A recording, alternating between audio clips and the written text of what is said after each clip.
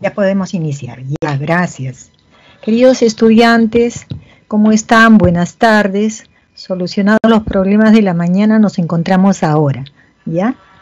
Van a disculpar. Bien, hoy día vamos a tratar acerca de la población humana del Perú. ¿Qué vamos a estudiar de la población humana? Vamos a estudiar especialmente la estructura de la población, que nos la va a dar a conocer todos estos procesos que nosotros los conocemos como censos poblacionales.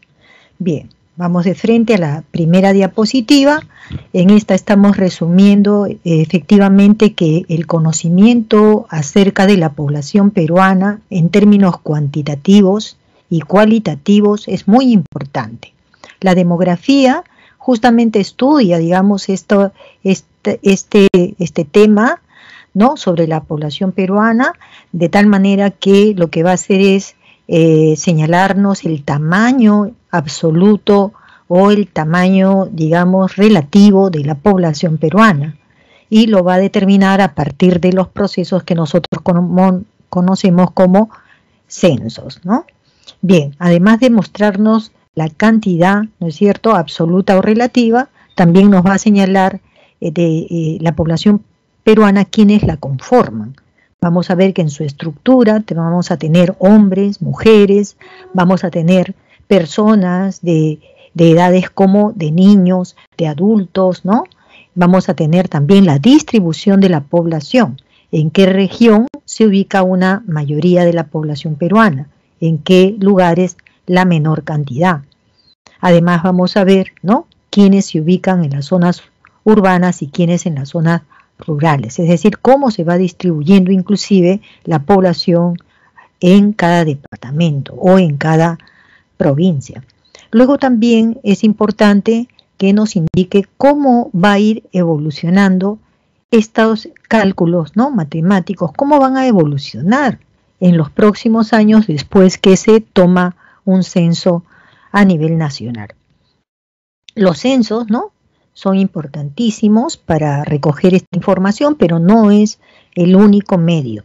También nosotros contamos con los registros civiles, lo que nosotros conocemos como el RENIEC, porque ahí van a parar, mejor dicho, todas las señales de cada uno de nosotros, ¿no? Digamos el nombre, ¿no? Ahí va a estar también si somos hombres o mujeres, allí va a estar el registro de los nacimientos, también el registro de los que fallecen, de los que se casan, de los que se divorcian. Todas esas señales que indican, ¿no?, la identidad de una persona van a estar aquí.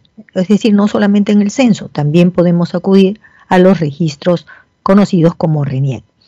Y otra manera que también se puede tomar cuenta de las personas es cuando se realizan las encuestas de hogar. Cada mes están, ¿no?, el INEI, el Instituto Nacional de Estadística e Informática, ¿no?, tiene un conjunto de personas que mediante un muestreo van y tocan las puertas de estas viviendas y le hacen aplican una encuesta a los habitantes. Entonces esas encuestas vienen preguntas pues del hogar, ¿no?, de tal manera que también podemos conocer permanentemente cómo varía, digamos, la población. Los censos brindan información, ¿no?, y esta es una información básica para que nosotros podamos formular diagnósticos.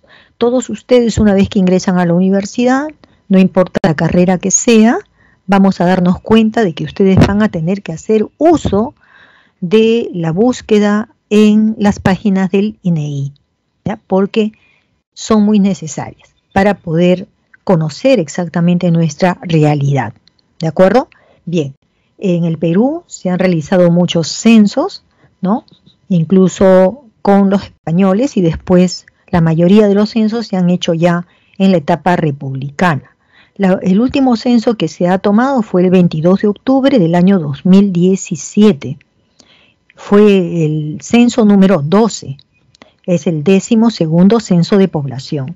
Como cuesta muy caro, ¿no?, movilizarse un día en especial para tomar el censo, las personas, las familias tenemos que quedarnos en casa hasta que nos empadronen durante todo el día, ¿no es cierto? Y bien, cuesta tan caro que en esta última vez se aprovechó para realizar también el censo de vivienda y el censo de comunidades indígenas. De esa manera tenemos ya con el censo 2017 datos exactos sobre las viviendas y también sobre las comunidades indígenas, que es algo que nos faltaba, ¿no? Bueno, pero se puede aprovechar de un solo día que ya se destinó para el censo nacional. Las principales variables que vamos a encontrar van a ser estas dos, la población absoluta como la población relativa o también llamada densidad poblacional. La población absoluta significa pues, ¿no?, ese valor que nos dan total, ¿no?, del total de la población una vez que termina el censo. Ya se hacen los estudios, ¿no?, el análisis y la síntesis de lo que ahí se ha recogido a través de las encuestas y va a arrojar, digamos, una población absoluta.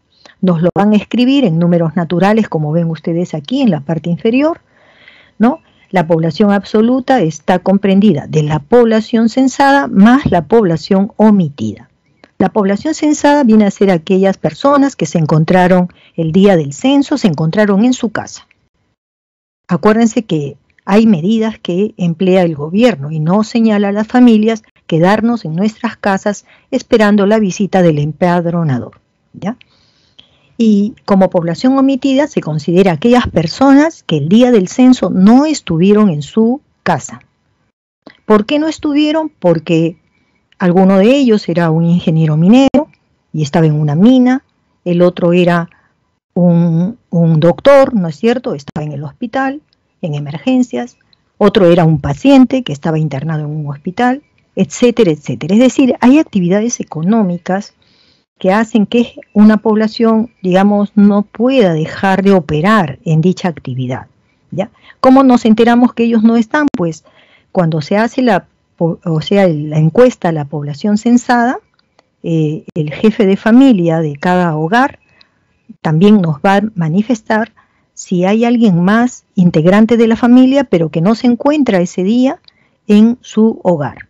Entonces ya tenemos señales de esa. Entonces cuando se saca el cálculo general de la población absoluta, hay que sumar ambas cifras.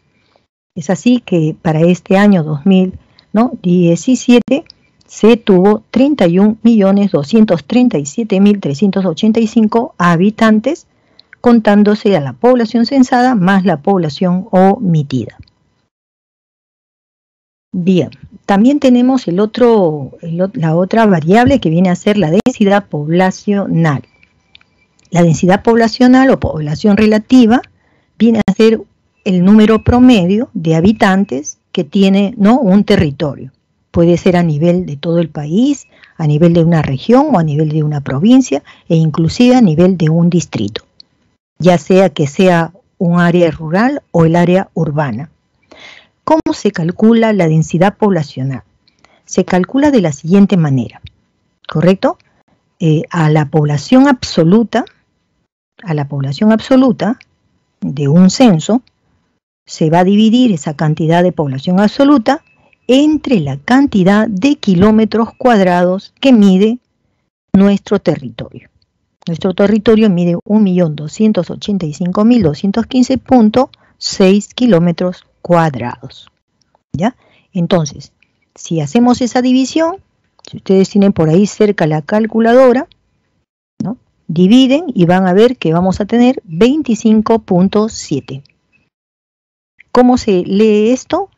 Si me preguntan cuál es la densidad poblacional del Perú en el año 2017, entonces allí, este no es ya 2017, miren ustedes que aquí abajo dice proyección del INEI 2021.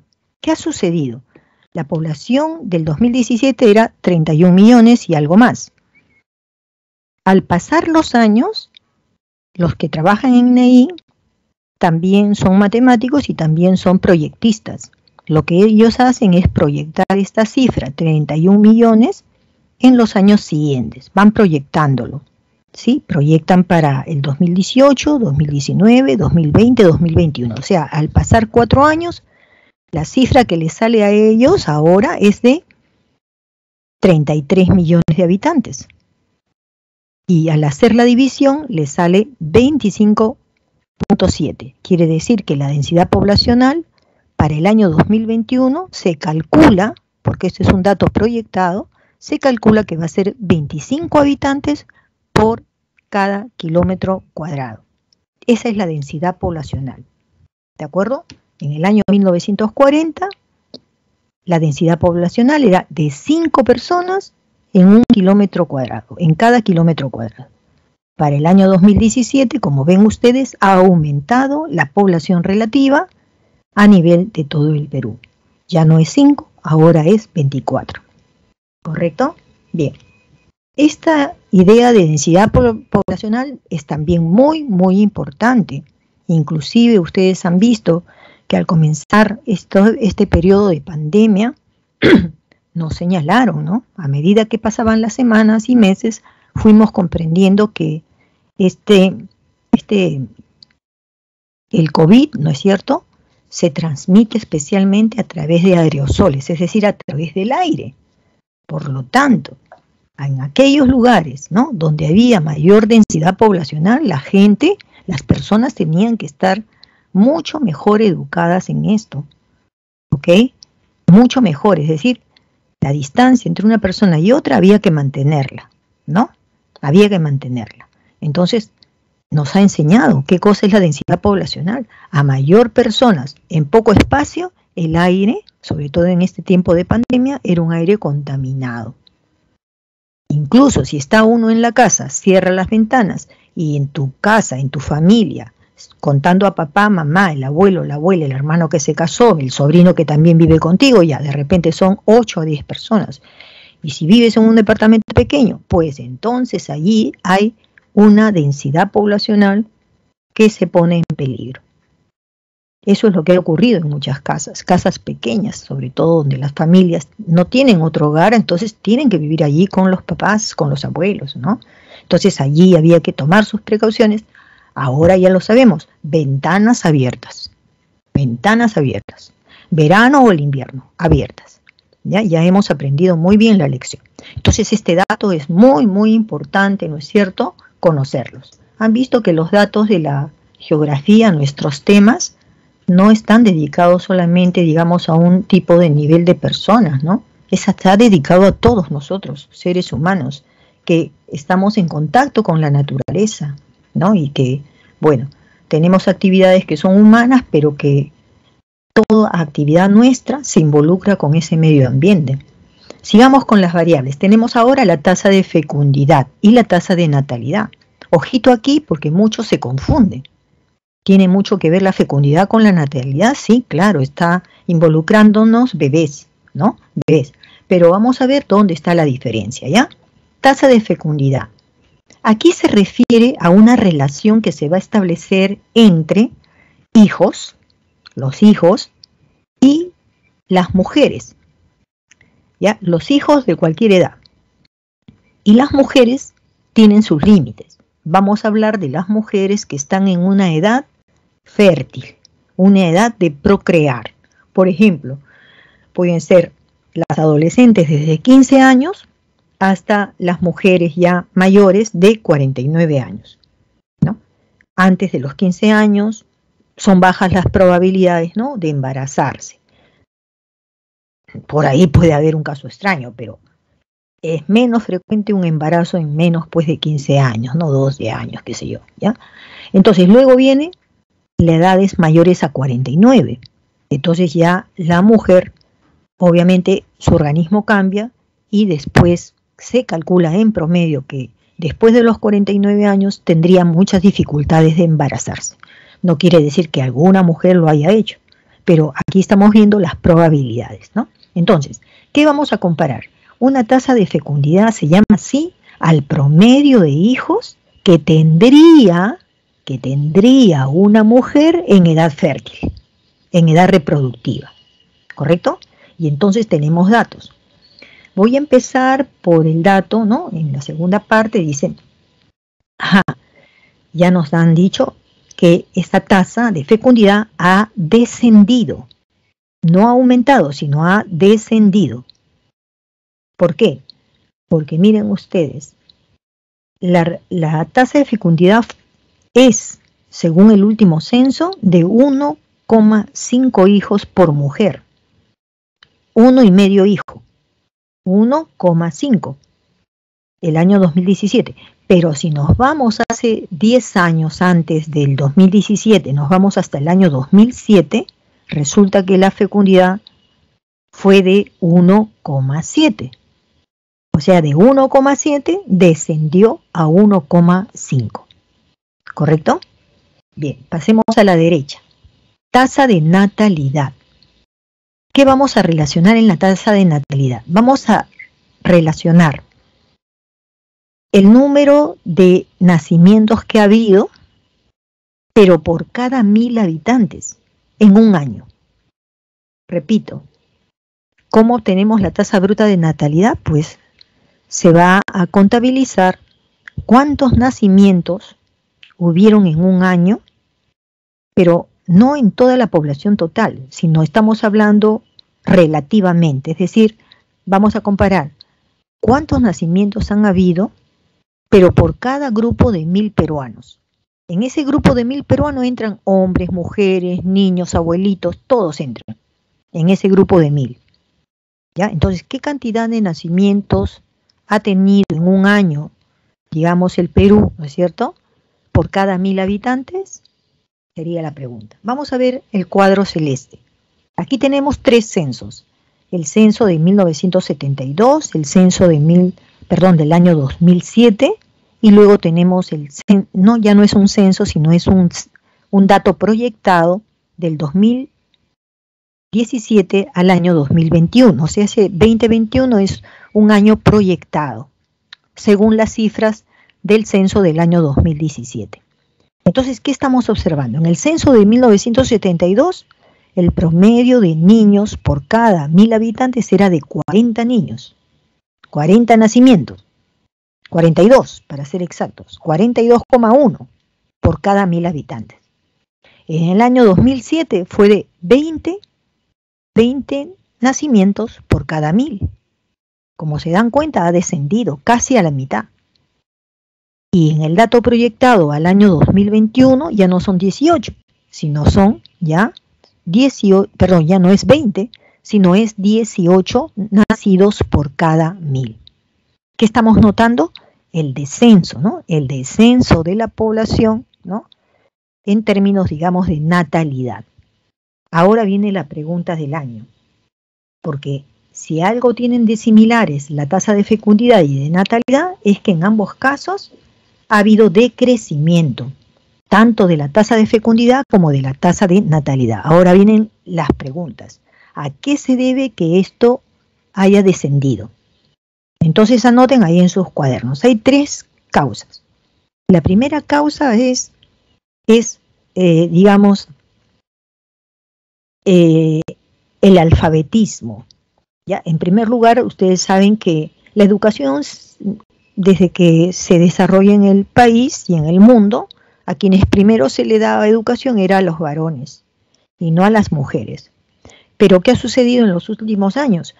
Las mujeres, obviamente, que han accedido en mayor número, porque es su derecho, a la educación, ¿no? La educación es obligatoria, así que más mujeres han accedido a ser educadas. Y ustedes dirán que tiene que ver la educación con el nacimiento de los niños. Tiene que ver mucho, ¿no? Tiene que ver mucho. Una persona educada va a tener la oportunidad, ¿no?, de que se le explique en los colegios, ¿no?, qué cosa es ser madre, en qué momento hay que ser madres, o cuándo hay que evitarlo, ¿no? Es donde uno va a recibir esas lecciones, ¿no? Entonces, vale, si más mujeres están alfabetizándose, quiere decir que van a conocer más de estos procesos. Segundo, las mujeres, como se han venido alfabetizando, se han venido preparando, ¿no?, ya son profesionales también. Entonces, ¿qué quiere decir? Que trabajan. Entonces, si trabajan, ellos ven, ¿no?, que esos, digamos, ¿no?, esa vocación que tienen a su trabajo, obviamente, con la aparición de los niños, muchas veces la mujer tiene que dividirse, ¿no? Su tarea en el hogar con las tareas del trabajo. Hay veces se complican, entonces las mujeres están decidiendo hoy día en qué momento van a tener los hijos. Y en tercer lugar, ¿no? ¿Qué más puede ser? La educación, el trabajo y bueno, todas las campañas que se han estado dando por los diversos gobiernos en el sentido de hacer el reconocimiento de la paternidad y la maternidad responsables, que en pocas palabras significa tener los hijos en el momento, ¿no? Que ya se haya planificado, ¿no? Es importante, es decir, espaciar los niños y tomar esas decisiones, ¿no? En el momento oportuno. Todo eso entonces ha desacelerado prácticamente, ¿no?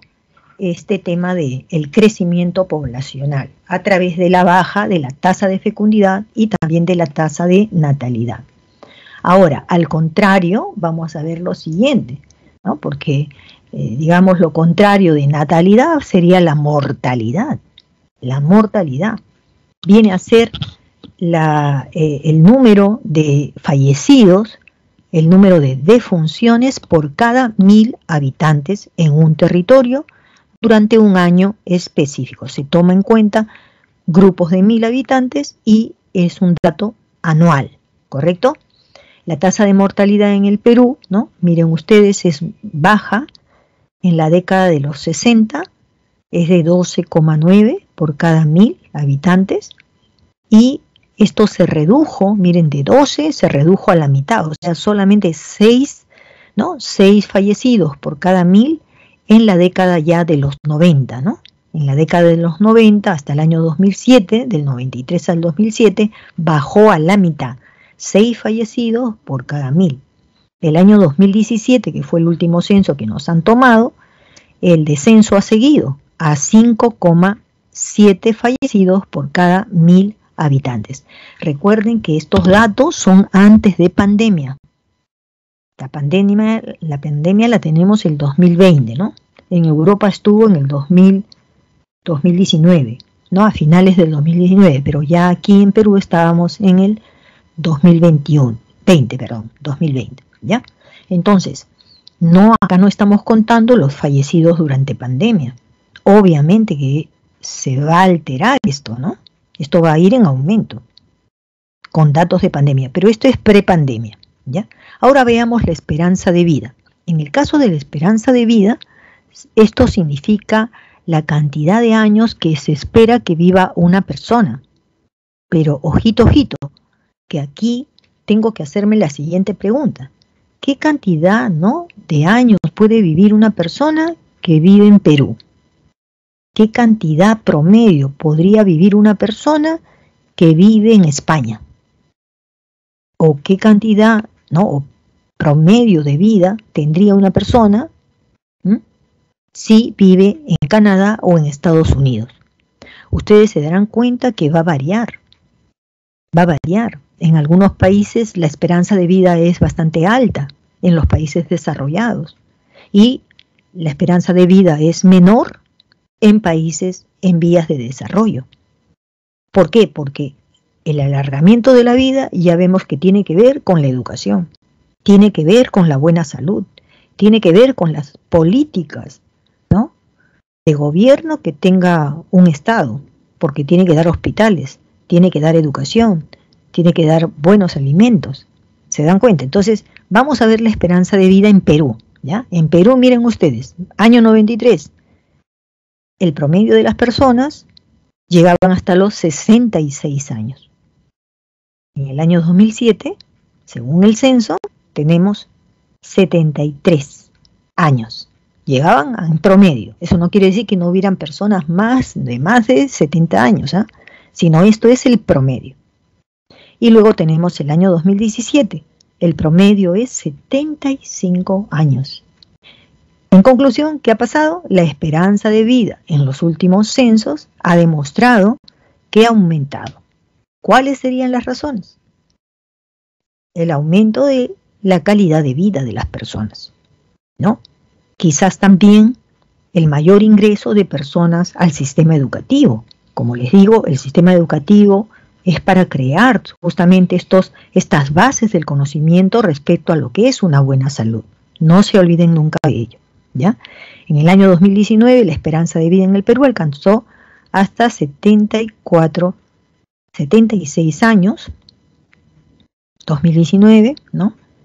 Y la esperanza de vida de las mujeres se considera que es un poco mayor que la edad que llegan los varones. Con nosotros seguramente hay varones como hay mujeres, pero está probado que las mujeres pueden, ¿no? Digamos, en promedio, superar un poco la edad límite de los varones en 74 años. ¿Por qué creen ustedes? ¿Cuáles serían las causas? A ver. Algunos dicen que es porque los varones entran a trabajar en ese tipo de actividades que son para varones. Pero eso ya ha caído, ¿no? Eso ya ha caído porque no se olviden que tenemos nosotros ingeniería de minas, donde hay mujeres, tenemos mujeres que manejan tractores, son ingenieras, mecánicas, ¿no? Es decir, la mujer ha revolucionado un poco estos ámbitos, ¿eh? Entonces, vamos a ver, aún así se cuida mejor las mujeres, ¿no?, que los varones. Bueno, ahí va. Hay muchas razones, habría que verlas, ¿no? Hay muchas investigaciones también al respecto. Vamos a ver ahora este cuadro, la dinámica de la población peruana, ¿ya? En esta dinámica de la población peruana es interesante porque nos muestra desde 1940 hasta el año 2017 cómo ha ido aumentando la población. Comencemos en 1940. La población total llegaba a ser un poquito más de 7 millones de habitantes, ¿correcto? ¿Cuándo se duplicó? ¿En qué año se duplicó los 7 millones? En el año 1972. ¿Sí? ¿Lo observan?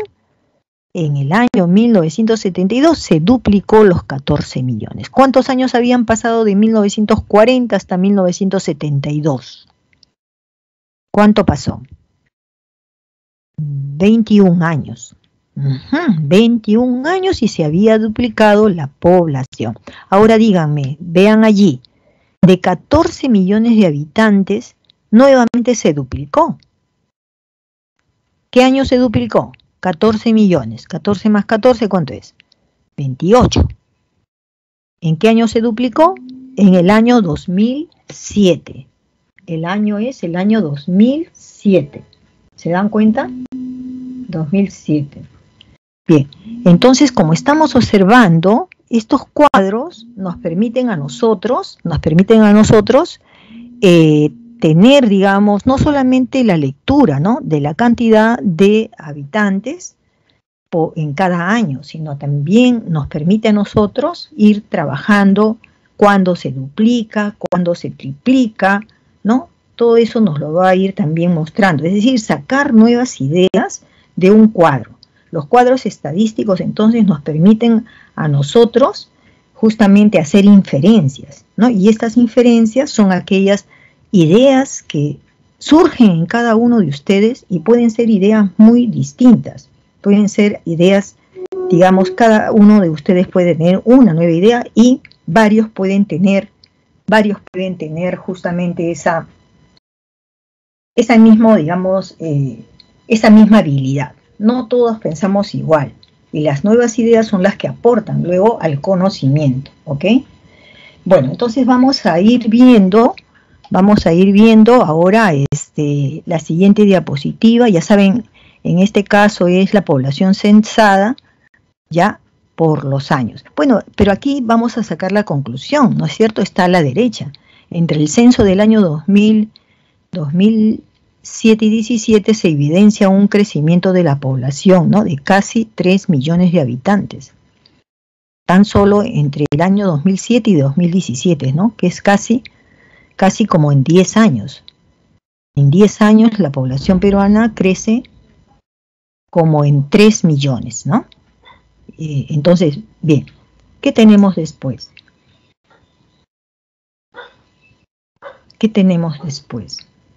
Bien, la dinámica poblacional. En este cuadro, aquí tenemos la distribución de la población peruana según el censo último que hemos tenido, ¿no? Y de varios otros censos, ¿ah? De varios censos anteriores hasta el año 2017.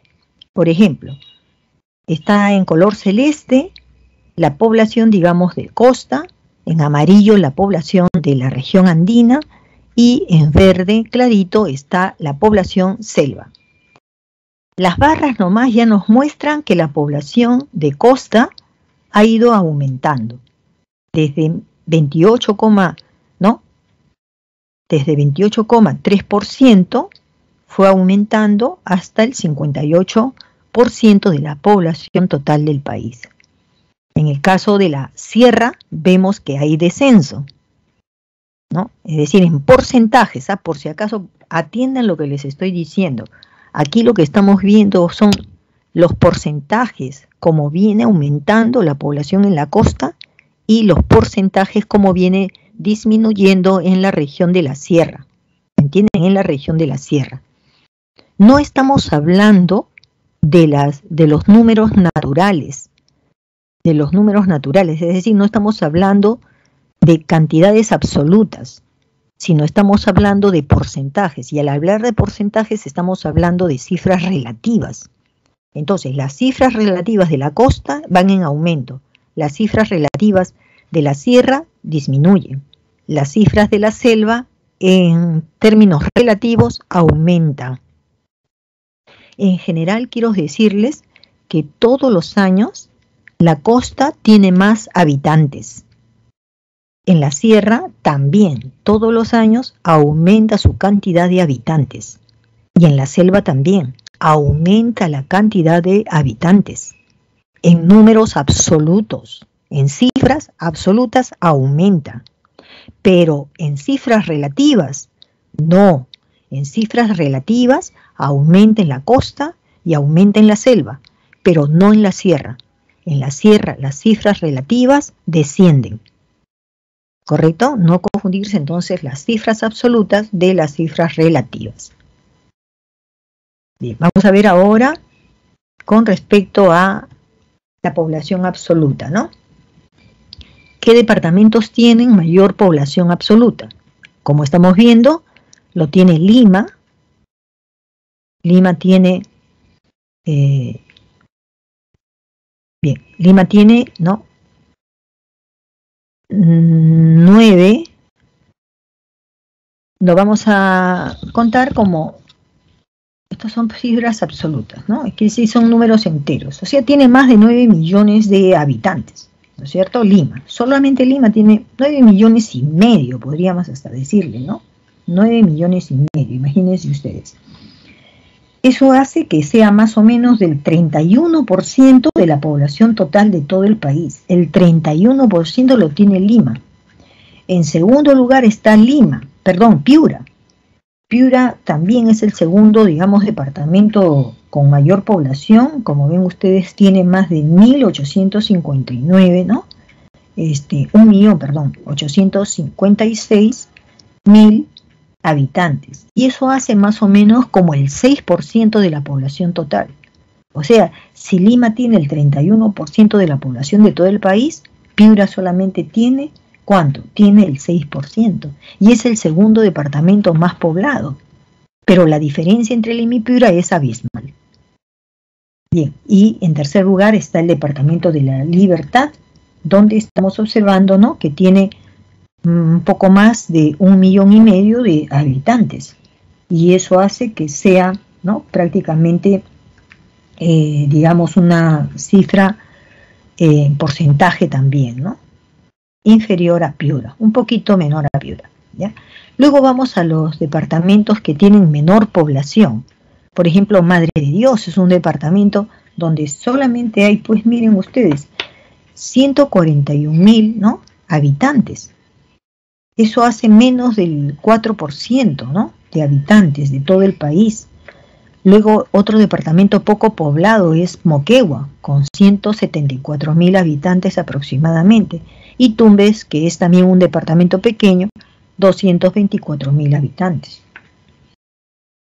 Me preocupa porque estoy viendo algunos departamentos que son departamentos de fronteras, ¿no? Por ejemplo, Madre de Dios Por ejemplo, Tumbes son 2 departamentos de frontera, entonces me preocupa que al haber menor población en esas fronteras, podría ponerse en riesgo también, ¿no?, el desarrollo, justamente en un lugar limítrofe que es importante desarrollar. La densidad poblacional significa, ya hemos visto en las primeras muestras, significa, ¿no?, la cantidad de habitantes por cada kilómetro cuadrado. Así tenemos entonces los departamentos o provincias con mayor, ¿no?, densidad poblacional en todo el Perú, ¿no?, va a ser la provincia constitucional del Callao. Sí, el Callao, ¿no es cierto?, que es una provincia, aquí como ustedes están viendo, tiene más de 6.815 habitantes por kilómetro cuadrado. Imagínense. ¿Recuerdan cuánto es por kilómetro cuadrado en todo el país? Habíamos tenido una cifra proyectada, ¿no? ¿Recuerdan? Lo tuvimos ¿dónde? Lo tuvimos aquí. ¿Ven? Aquí en la parte inferior, ¿qué dijimos? En la parte lila, color morado, para el año 2021, 25 habitantes por cada 1000. 25 habitantes. 25 habitantes. ¿Y ahora de qué estamos hablando? Ahora, ¿de qué estamos hablando? De que el Callao no es que tiene 25. El Callao tiene, miren ustedes, 6.815 habitantes por kilómetro cuadrado. Lo que para todo el Perú es 25. En el Callao eso no es 25, eso es 6.815. Quiere decir entonces que en el Callao tenemos una provincia donde hay mucha gente, muchas personas, ¿no? Muchas personas. Obviamente que hay diferencias también entre un distrito y otro de la provincia del Callao, ¿no? Bien, Lima tiene 272 personas por cada kilómetro cuadrado. Lambayeque, 82 personas por cada kilómetro cuadrado. Para que tengan una idea de cuánto es un kilómetro cuadrado, imagínense un cuadrado donde por cada lado mide 10 cuadras. Repito, un kilómetro cuadrado más o menos sería como el del tamaño de 10 cuadras en un cuadrado de 10 cuadras por cada lado. Por cada lado. Y dentro de eso, 25, ¿no?, que es el promedio. Pero aquí en Madre de Dios hay una persona, 1,7. En Loreto, en todo lo que es Loreto, por cada kilómetro cuadrado hay dos personas, ¿no? Y luego hay 4 personas en Lambayeque. Claro, me lo estoy imaginando así por cada kilómetro. No olviden que dentro de estos kilómetros que tiene Perú se está contando la Cordillera Blanca, se está contando el desierto de Sechura, se está contando, bueno, toda la selva, ¿no? Entonces, imaginariamente, ya también podemos saber que hay lugares, hay sitios en el Perú donde es imposible vivir. Entonces, pero esos kilómetros cuadrados también se cuentan, ¿ya? Pero no quiere decir que efectivamente allí haya pues 25 personas. De repente en todo el Huascarán en este momento no hay más que 5. ¿Por qué? Porque estamos en verano, ¿no? Y entonces no van, la gente va a esquiar en el Huascarán, pues en invierno, ¿no? Pero no en el verano, ¿ya? Bien, entonces no olviden eso. Luego tenemos este cuadro que nos indica las áreas de residencia donde viven las personas, ¿no? Lo que está pintado en celeste viene a ser la población urbana y lo que está en verde es la población rural. La población urbana es la que vive en ciudades, la población rural es la que vive, sobre todo hay, digamos, paisajes digamos, del campo, ¿no? Pero para el INEGI, ahora más tarde vamos a verlo en una diapositiva, tiene que ver con, digamos, cómo se concentran las casas, ¿ya? Pero aquí estamos viendo las personas. Entonces, estamos observando que en el año 2007, ¿no?, siempre ha sido mayor la población urbana. Tenía el 72,5% de habitantes, ¿sí? Y en el año 2017 esa misma población urbana ha aumentado a 79,9%. 3%, ¿sí? Ha aumentado entre el 2007 y el 2017. Y en cuanto se refiere a la población rural, que está en color verde, el año 2007 era del 27%, ¿no? De toda la población viviendo en zonas rurales. Pero al llegar al año 2017 nos vamos dando cuenta que ha disminuido a 20,7%. En términos generales hay que sacar aquí una conclusión, ¿no? Que la población peruana va cambiando, ¿no es cierto?, su estructura de ser en 1940 una población eminentemente rural. Resulta que ya nosotros, ¿no?, con el aumento de la población urbana nos estamos transformando. Es decir, la mayoría habita en una zona urbana. Eso es lo que ha estado pasando en temas, digamos, de el lugar de residencia, ¿ok? Donde reside la población. Dinámica de la población peruana. Esto tiene que ver mucho con los grupos de edad. Veamos el cuadro de la izquierda. Aquí está viendo un proceso de envejecimiento de la población. Veamos ahí, envejecimiento. Quiere decir que cada año es mayor la cantidad de personas mayores de edad.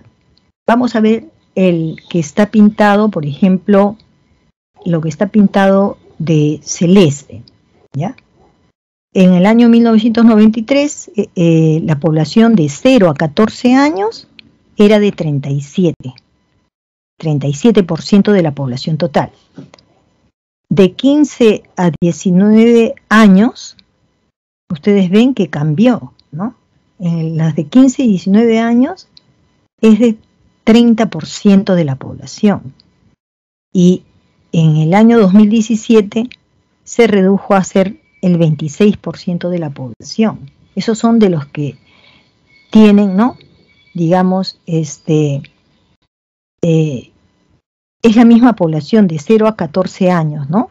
Pero en el transcurso, como han visto ustedes, en el transcurso de los años, el porcentaje de niños hasta 14 años ha venido disminuyendo. Veamos ahora lo que está pintado en color lila, de 15 años a 59 años. Aquí están jóvenes, están adultos, hasta 59 años. Empezamos el año 1993 con 56% de la población. En el año 2007 había aumentado a 60% de la población. Y en el año 2017 siguió aumentando a 61,7% de la población. Entonces, mientras los niños de 0 a 14 disminuyen en porcentaje, resulta que los que van siendo ya adultos van aumentando su porcentaje.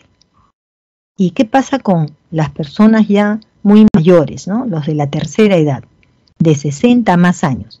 En el año 1993 eran 7%. En el año 2007 aumentó al 9%.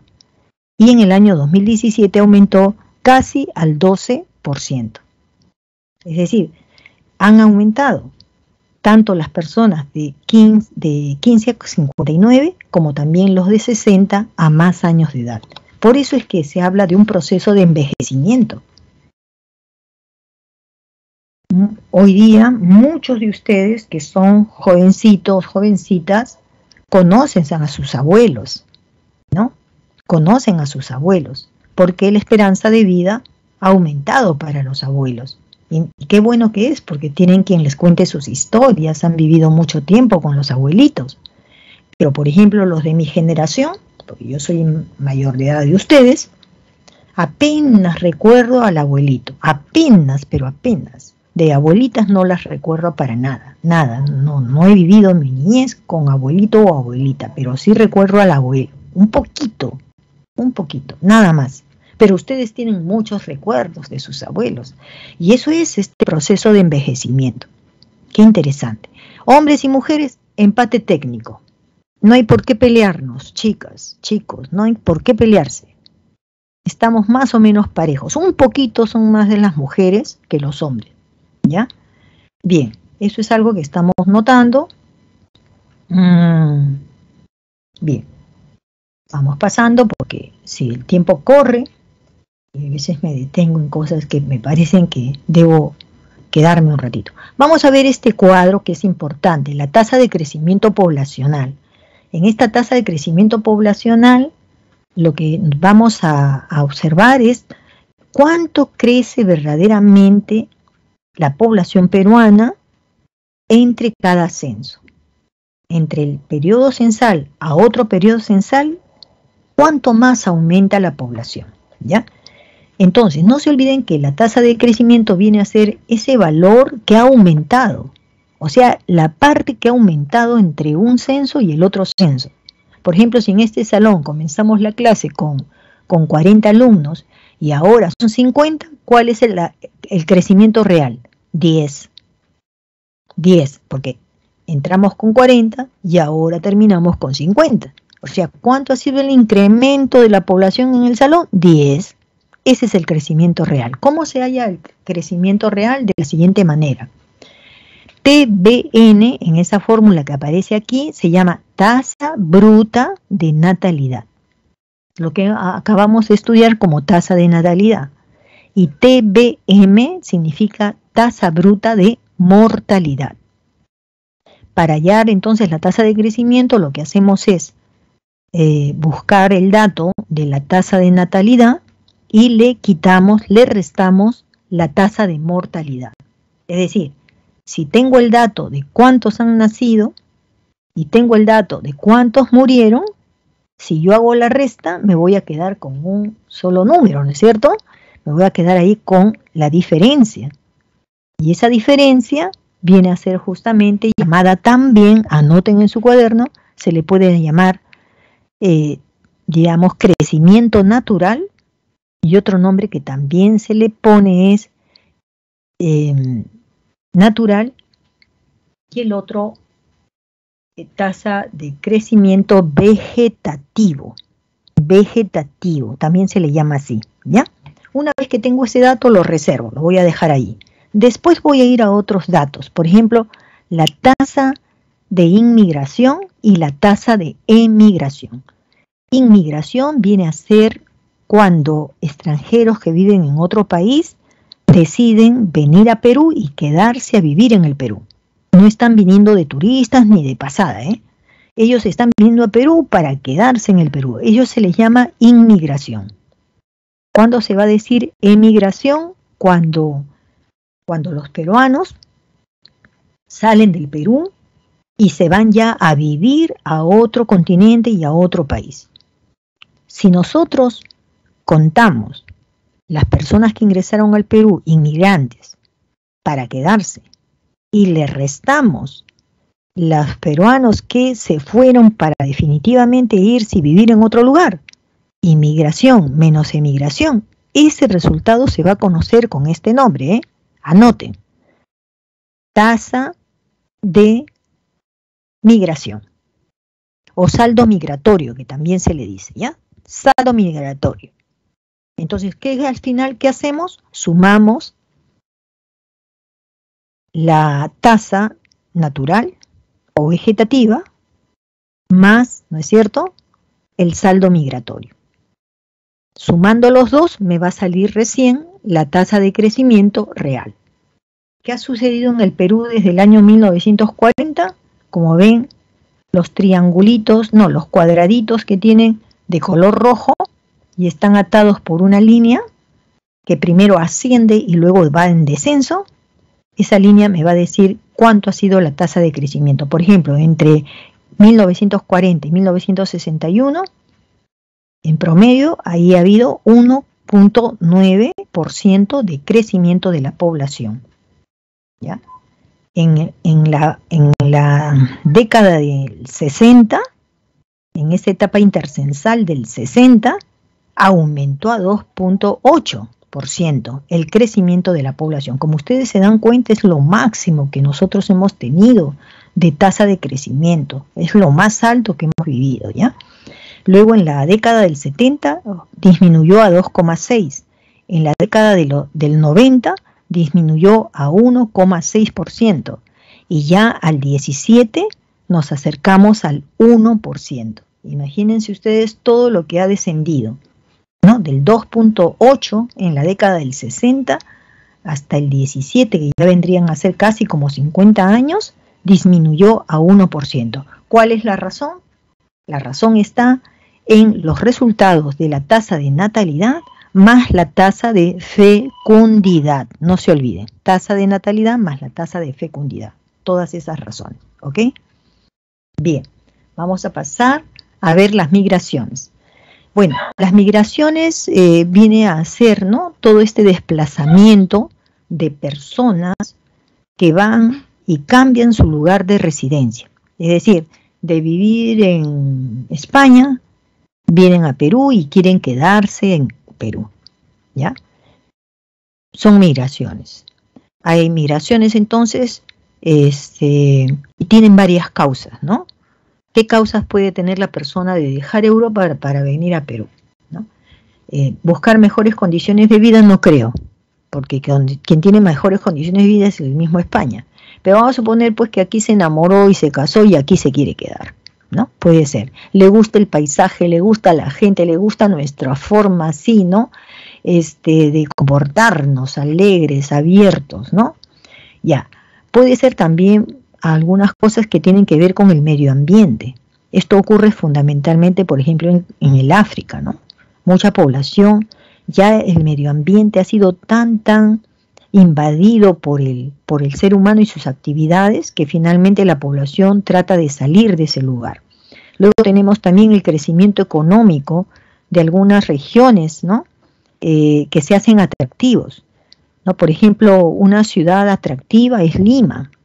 Entonces la gente que vive en el interior del país trata de venir hacia Lima, cree que en Lima va a encontrar todo y que van a haber oportunidades para progresar. También puede ser eso. Y hay también causas que en lugar de atraer, más bien producen rechazo, ¿no? Por ejemplo, terrorismo, violencias, conflictos sociales, hay veces catástrofes que han ocurrido, entonces esta población lo que hace es salir de ese territorio, ¿no? Salir definitivamente porque es un lugar que amenaza, ¿no?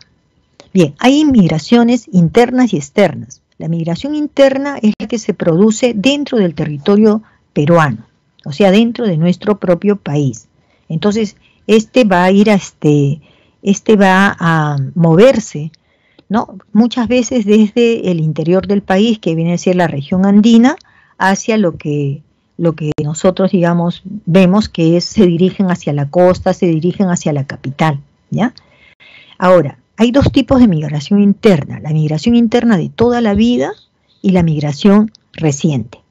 Vamos a suponer que el día del censo, ¿no?, yo soy la que va a llevar la encuesta y toco la puerta y sale el papá y yo le pregunto, ¿usted es originario de dónde? O sea, ¿dónde nació usted? Ah, yo nací en Huánuco, me puede decir. Ah, ya, correcto. Pero ahora está viviendo en Lima. Sí, yo vivo en Lima. ¿Desde hace cuánto tiempo usted vive en Lima? Entonces, si él es de Huánuco y me dice, yo tengo más de 5 años, ¿no es cierto?, viviendo aquí en Lima, entonces él automáticamente pasa a ser contabilizado como migrante de toda la vida. Si dice 5 o más de 5, es migrante de toda la vida. En cambio, si ese señor me hubiera dicho, ¿no? No, yo apenas, ¿no? Usted me está entrevistando porque es el censo. Sí, le digo, ya. Pues yo he venido hace 4 años desde Huánuco y recién estoy ya viviendo aquí en Lima y aquí me voy a quedar. Como tiene 4 años nomás de reciente, quiere decir que él va a ser considerado, ¿no?, como migración reciente. Ahora, ¿para qué nos van a servir estos términos? Nos va a servir para explicar muchas cosas. Por ejemplo, durante la época del terrorismo había mucha cantidad de migrantes recientes. Venían del interior del país para vivir en Lima. La cifra de migrantes recientes era mucha. Pero ¿qué sucedió después del año 2000? Cuando se agotó ya todo el problema, ¿no?, se iba agotando el problema del terrorismo y venía la pacificación, comenzó el Perú a tener menos migrantes recientes. Es decir, la gente ya no se trasladaba del interior del país hacia especialmente Lima, sino preferían ya ellos quedarse en sus tierras y volver nuevamente a trabajar sus tierras y nuevamente a reintegrarse dentro de su comunidad. Gracias a que ahora existen estos términos, podemos explicar estos fenómenos que hemos vivido, ¿ya? Bien, migración externa ya se sabe que es aquella en la que los peruanos, ¿no?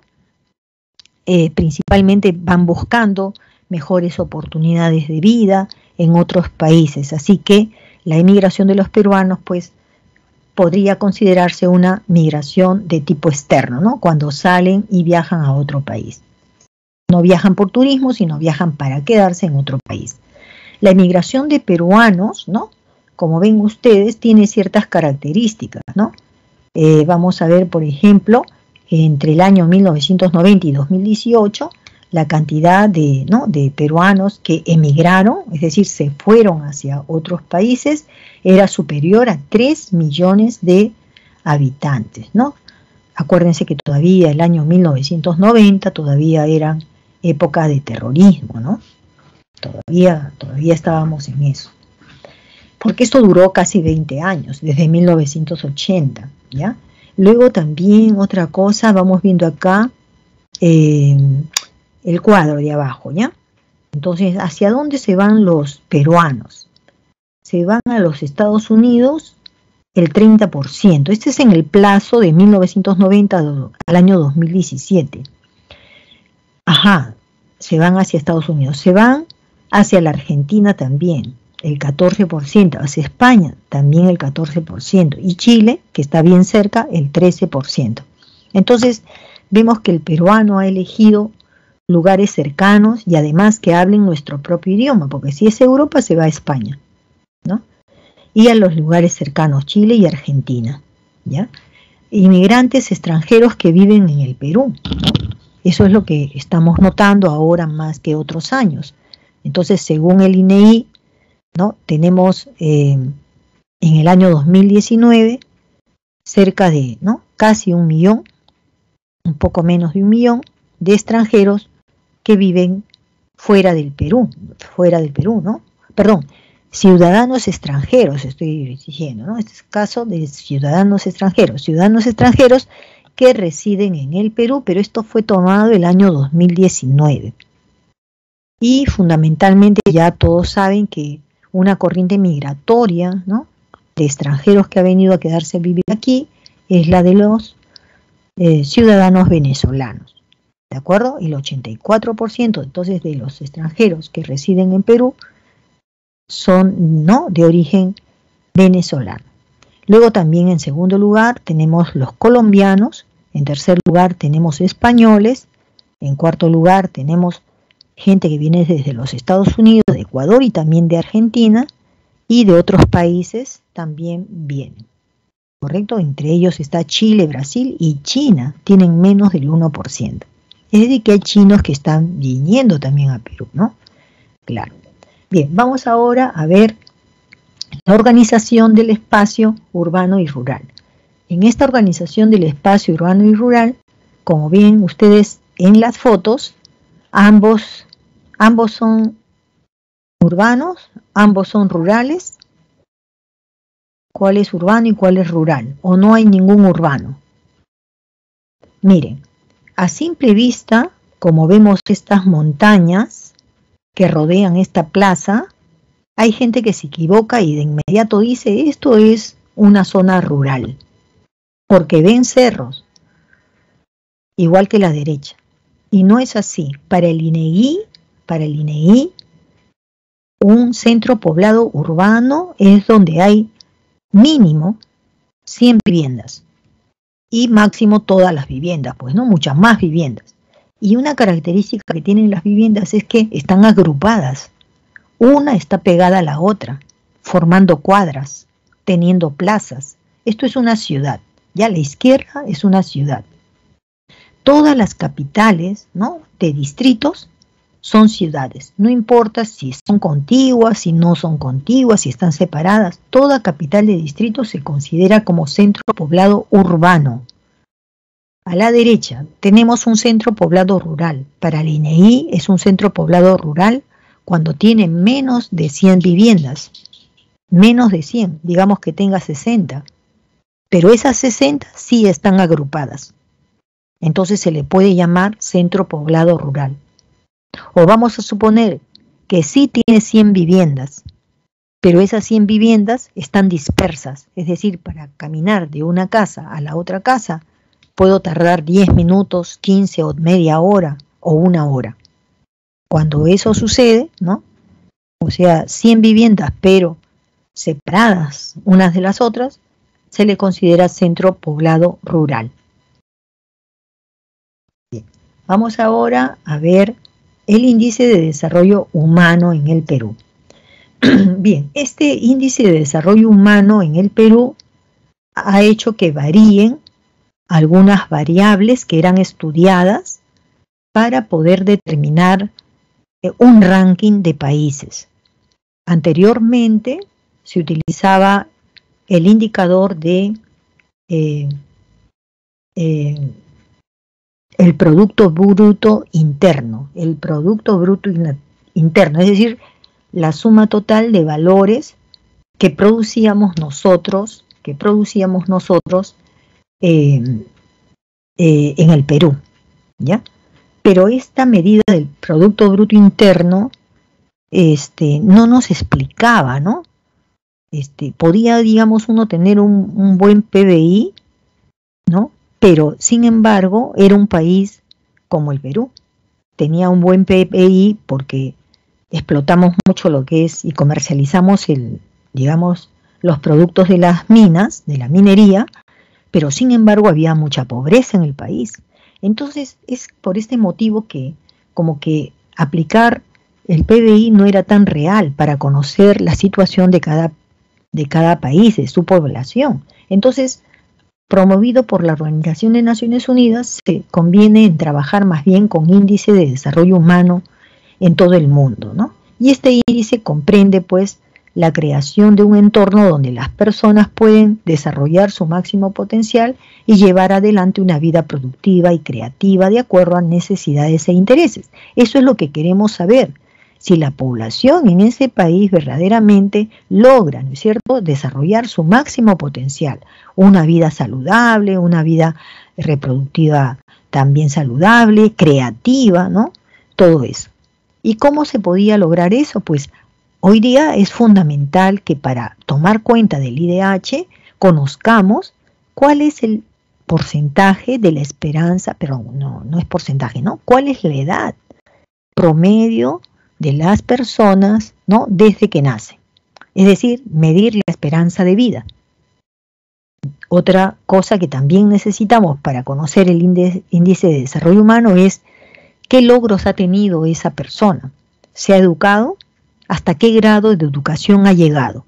¿Cuántos años ha permanecido en el colegio? Porque sabemos que el promedio es 13 años. Entre educación inicial, primaria y secundaria son como 13 a 14 años, ¿no? Bueno, entonces, eso es lo que se mide el día de hoy, ¿ya? Y ya para el final, también se pregunta, ya no por el Producto Bruto Interno en todo el país, sino lo que se pregunta es cuál es el ingreso familiar per cápita. Es decir, si trabajan, ¿no? Como que trabajan, pues claro, todas nuestras familias trabajan. Entonces se saca un cálculo de cuánto ganan, ¿no?, las personas en promedio, y a eso se le llama ingreso familiar per cápita. Se hace un promedio de toda la población peruana, ¿no? Eso es mejor que estar sacando solamente y matemáticamente el PBI. ¿El Perú en qué posición está? Miren ustedes, está en el puesto número 78, porque se establece, ya saben, un ranking, ¿no? La categoría en la que está Perú en IDH es alto. El siguiente nivel sería muy alto, pero no hemos llegado a un nivel muy alto, estamos en el nivel alto. En el IDH estamos con ese valor, 0,778. Promedio de años de estudios, promedio, miren, en el Perú, ¿Ustedes cuántos años habrán estudiado? 13, 14 años. Pero miren, el promedio en todo el Perú es 9 años en el colegio, 9,8. Todos no llegan a completar, como ven ustedes, su primaria, no llegan a completar su secundaria. Todos debieran estar en esos 13 años. Esa es la idea. Por eso es que nuestro nivel es alto, pero estamos viendo que ese promedio de años de estudios es bajo. Es bajo, bajo. Tenemos que superar eso, ¿ya? La esperanza de vida, promedio, 76 años. El ingreso per cápita por familia es de $6.000 al año. Es poco. Y luego tenemos el índice de pobreza monetaria, el 30-31% tienen este problema. Como ven ustedes, tenemos progresos, pero también tenemos muchas brechas que hay que cubrir, hay que superarlas. Ahora vamos a entrar al tema de la geografía política. En primer lugar, saben ustedes que tenemos un territorio que es el Perú, que mide 1.285.215.6 kilómetros cuadrados a nivel nacional. Que este país, este territorio, tiene que organizarse para administrarlo. Es muy importante. Entonces, actualmente, nuestro Perú tiene 25 regiones.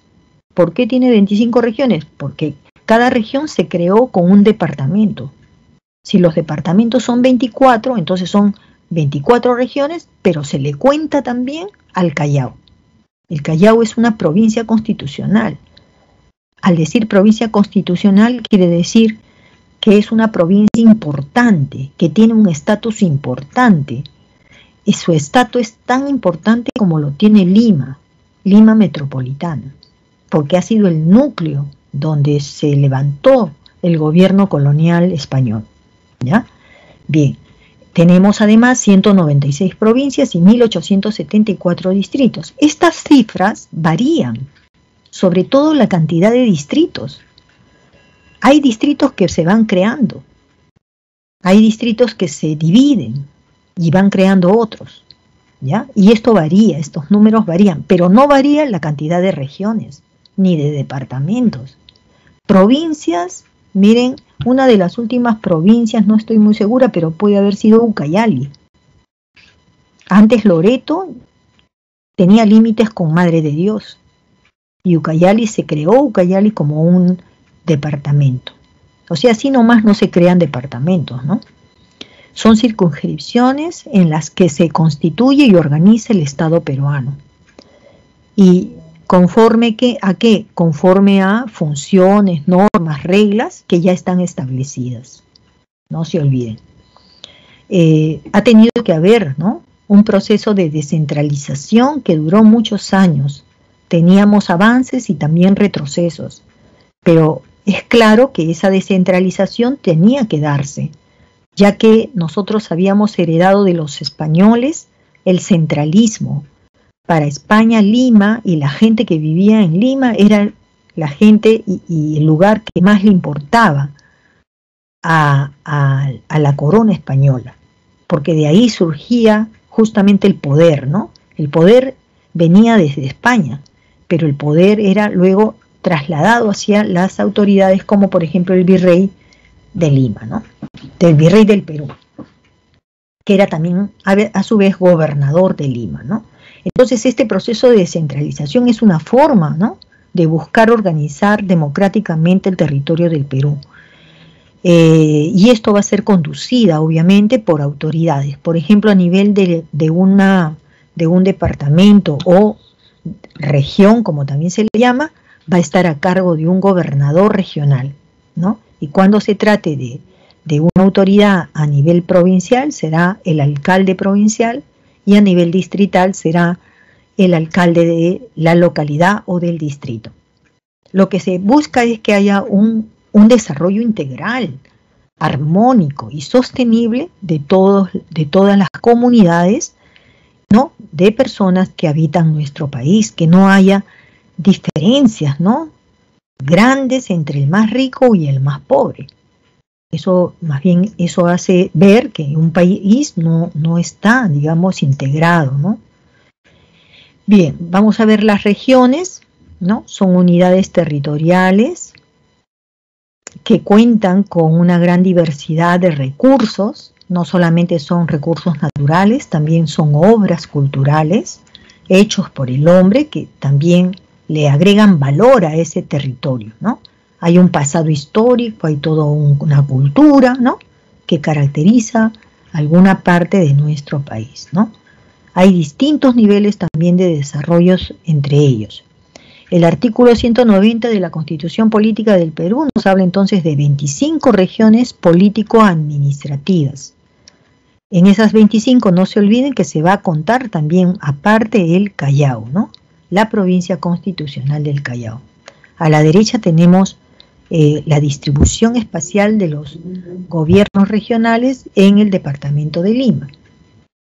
Miren, por ejemplo, ¿qué tenemos en Lima? En Lima lo que está pintado en color rosado, ¿sí?, viene a ser Lima metropolitana. ¿Correcto? Se llama Lima metropolitana, por ejemplo, los distritos, ¿no?, que conforman, por ejemplo, Breña, Comas, Puente Piedra, ¿no?, puede ser por el lado este, puede ser Santa Anita, ¿no?, puede ser Chosica, ¿no?, y por el sur puede ser Cañete. No, perdón, Cañete no.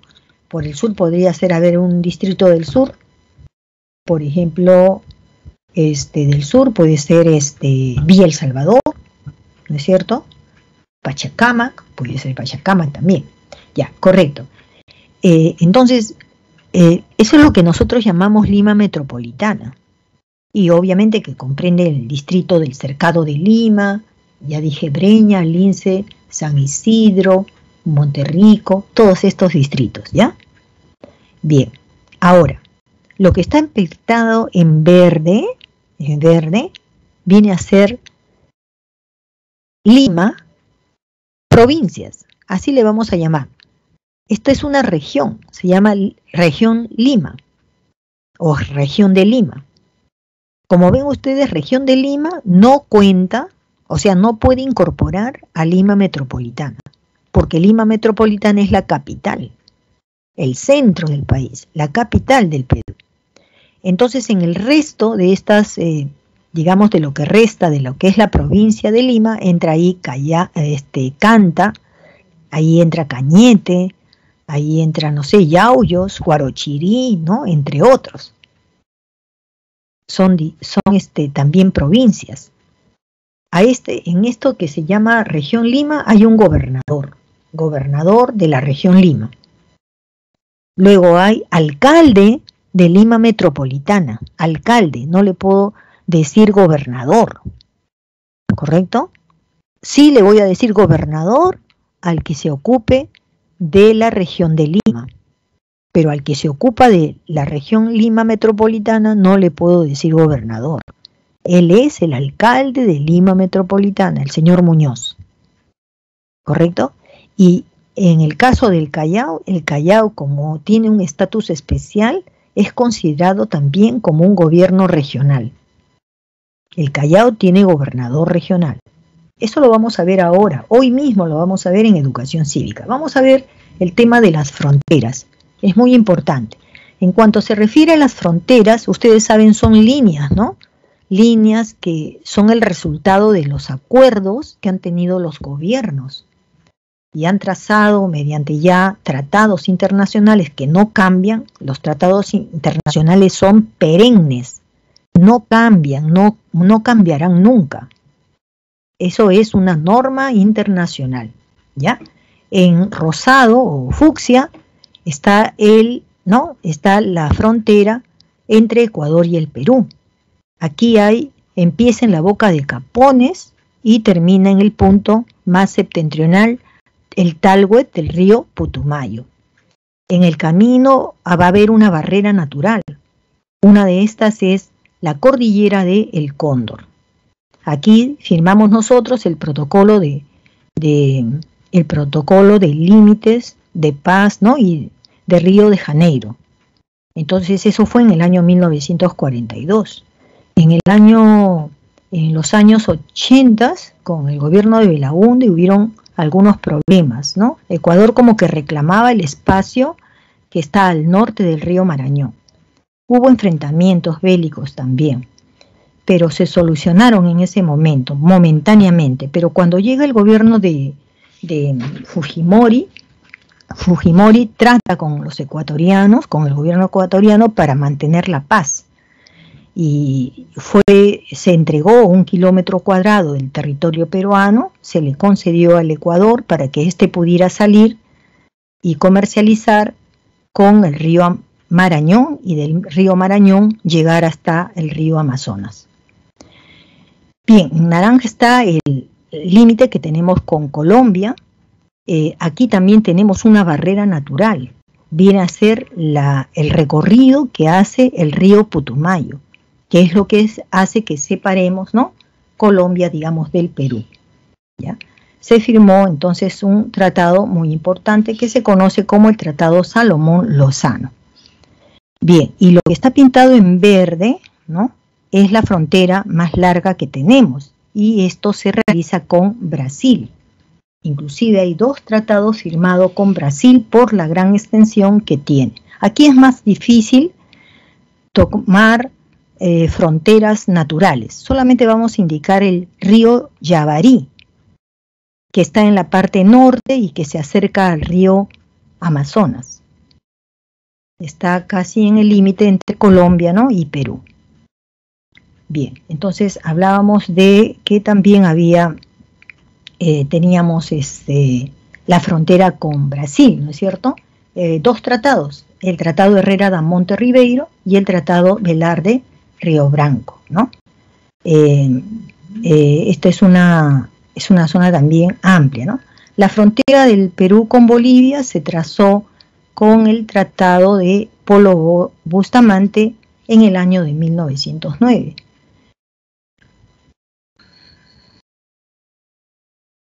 Desde la boca del río Yaberijá, ¿no?, en el Acre, hasta el hito número 80 en la meseta de Ancomarca, que queda, ¿no?, digamos, al borde de Bolivia. Y luego tenemos la frontera de Perú con Chile, que se hace en varios periodos, ¿no? Tenemos el Tratado de Lima de 1929, en ese momento Tacna es devuelta al Perú, ¿no?, y Arica pasa a manos de Chile. Pero en ese mismo tratado de 1929 hubieron compromisos para ser pagados al Perú.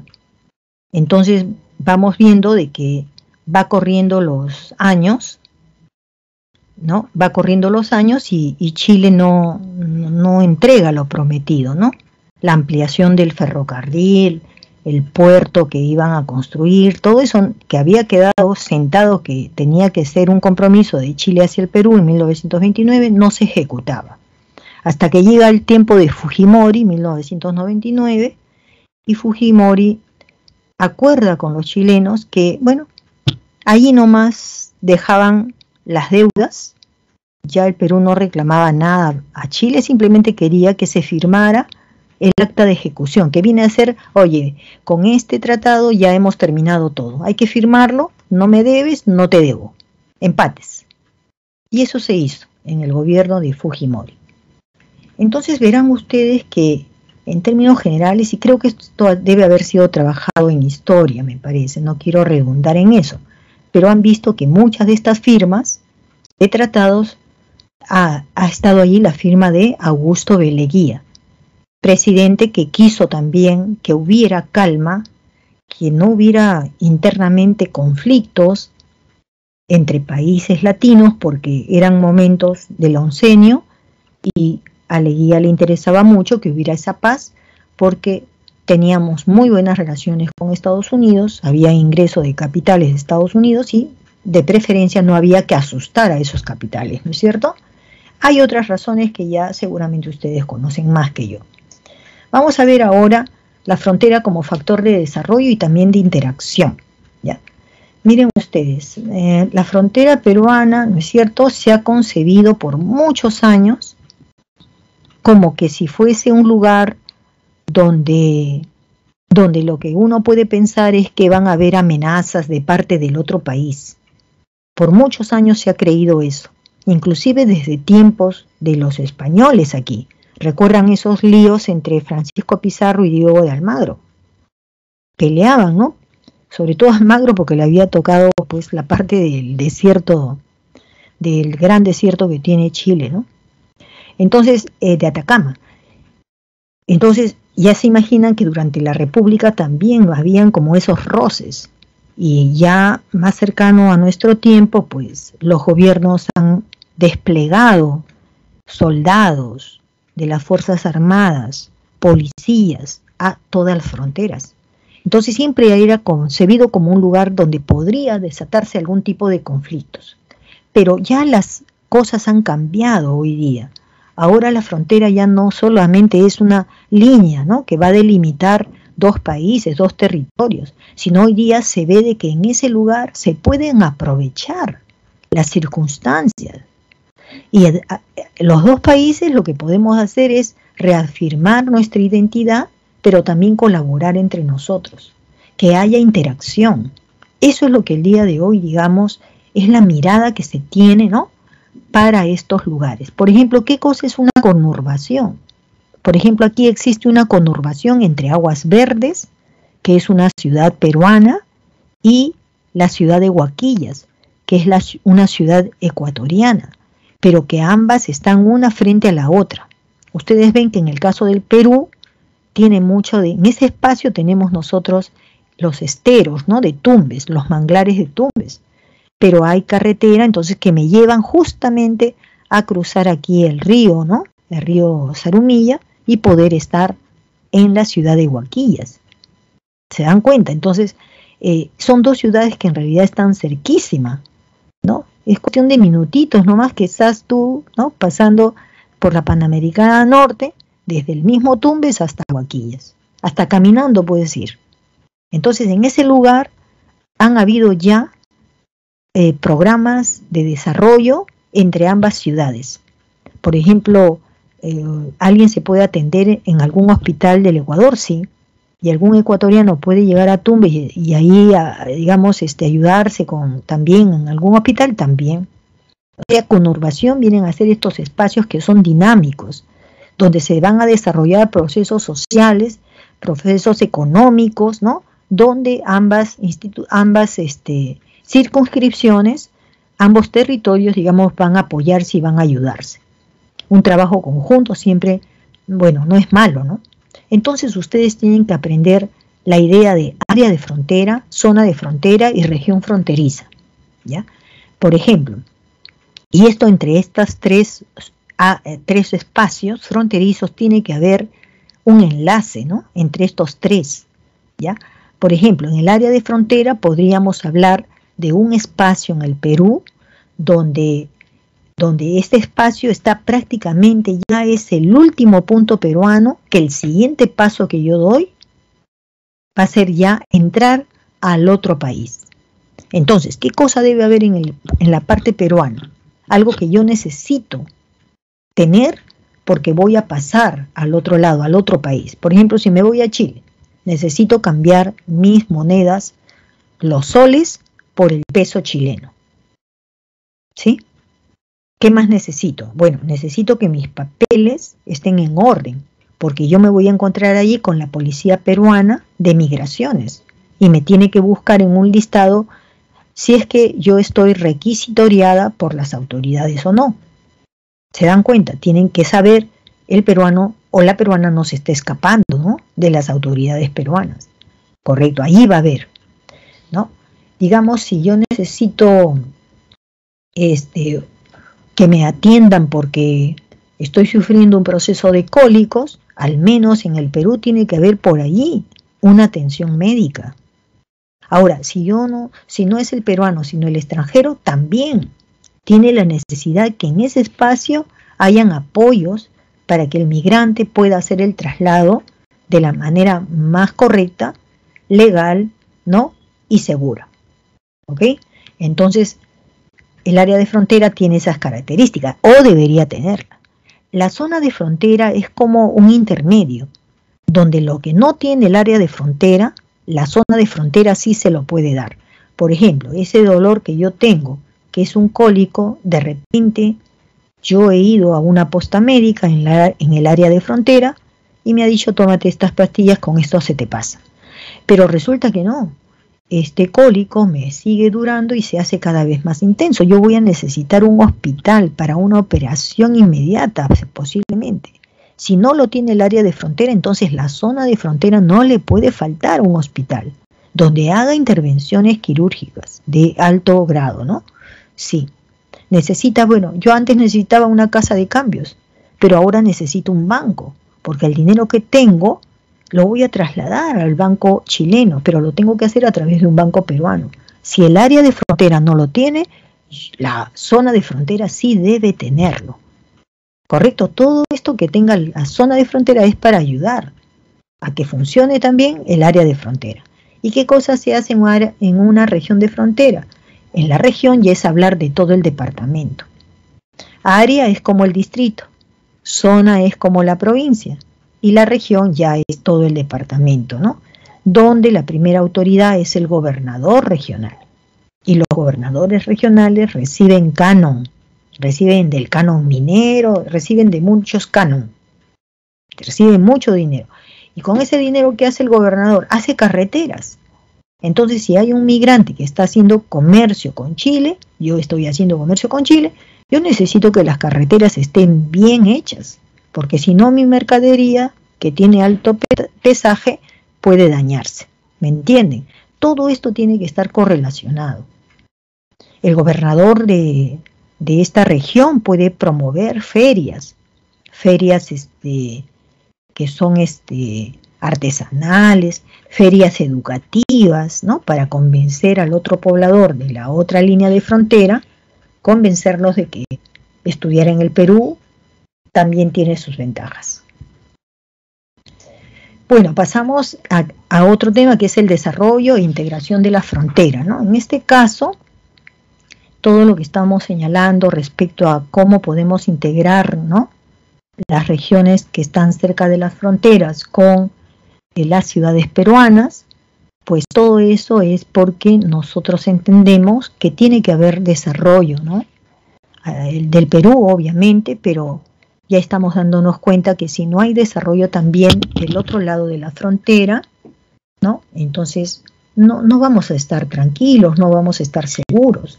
Entonces es un proceso impostergable, ¿no?, donde nosotros vamos incorporando estas ciudades que estaban tan alejadas de la capital y que entendemos que se les debe dar mucho apoyo para poder empezar ese desarrollo.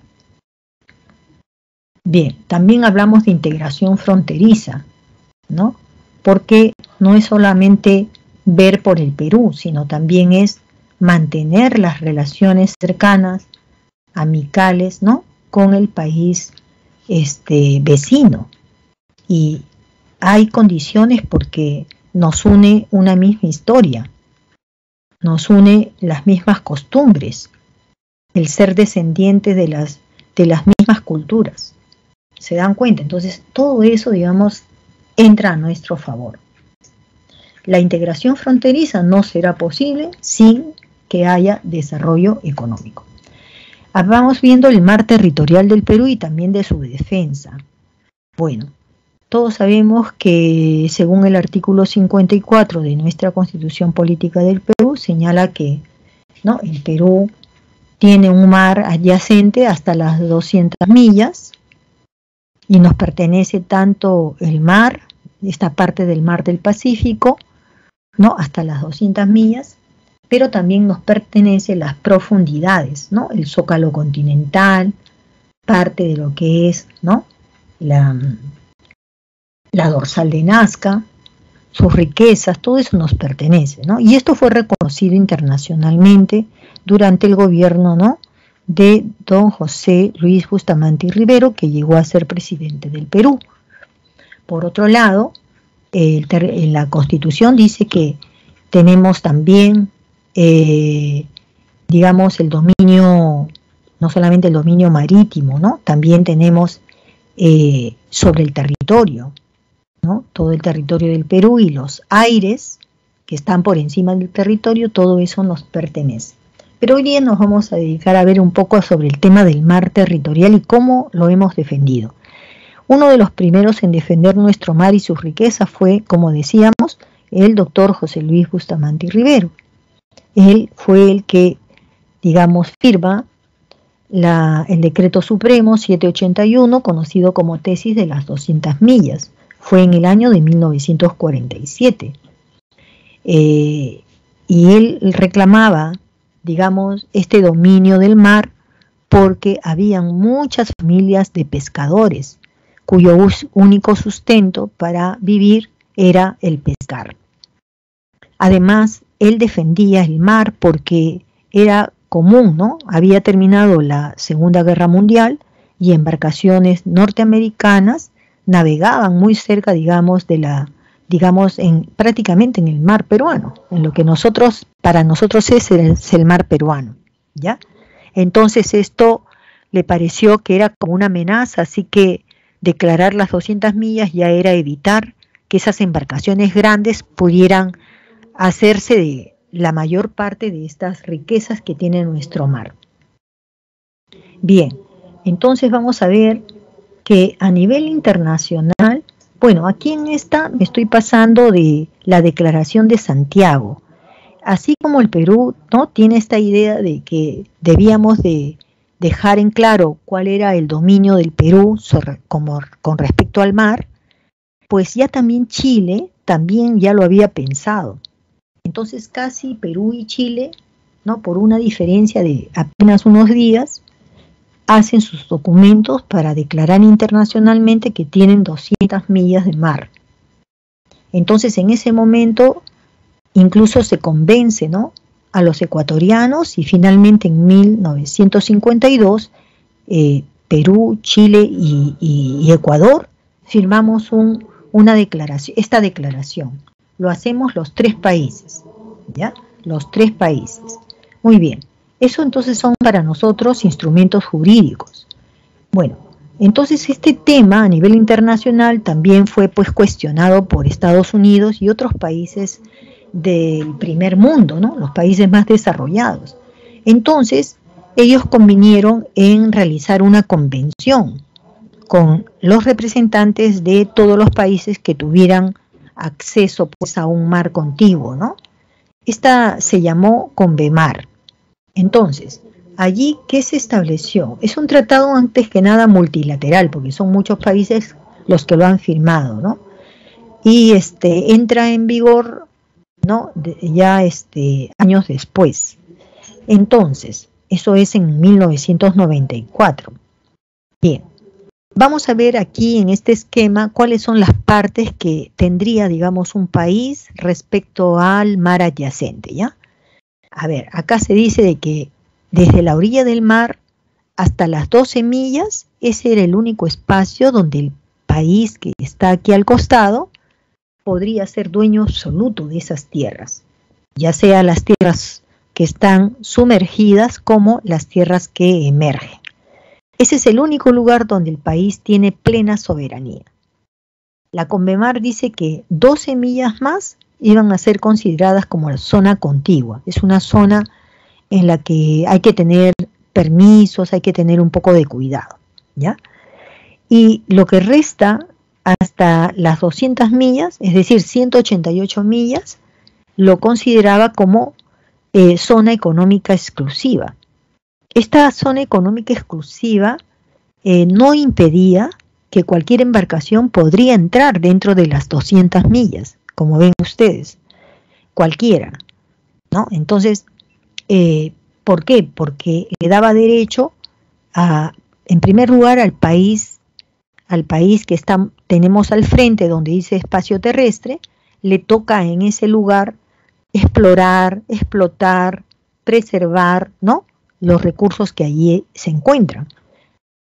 Pero cualquier otra embarcación que tuviera necesidad de estos recursos también podría ingresar, sin ninguna condición.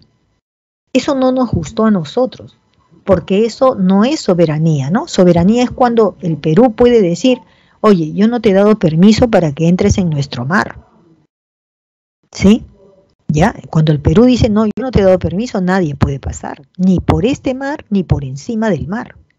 Por los aires del Perú tampoco un avión puede pasar si no ha pedido permisos al Perú. ¿Ya? Entonces, la zona económica exclusiva, con la Convemar, a nosotros nos estaba diciendo, ¿sabes qué? A este sitio van a pasar cualquier barco. Y es por eso que no se ha firmado, el Perú no ha firmado la Convemar.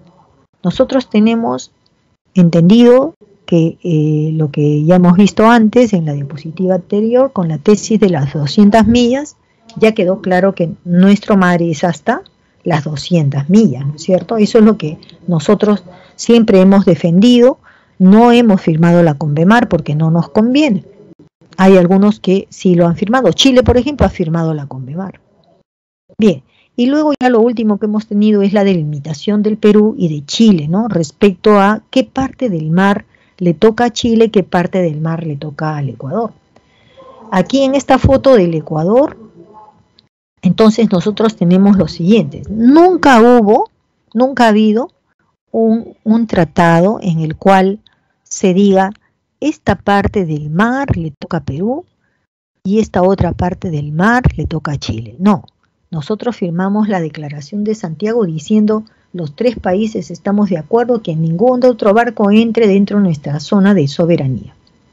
Y hablábamos por los tres, éramos como trillizos, éramos hermanitos ahí.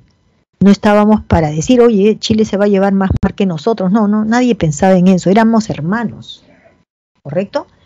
Bien, entonces, cuando ya nosotros, como Chile ya nos estaba señalando y ya estaba mandando embarcaciones por encima de estas rayitas en rojo, entonces comenzamos a preocuparnos, ¿no?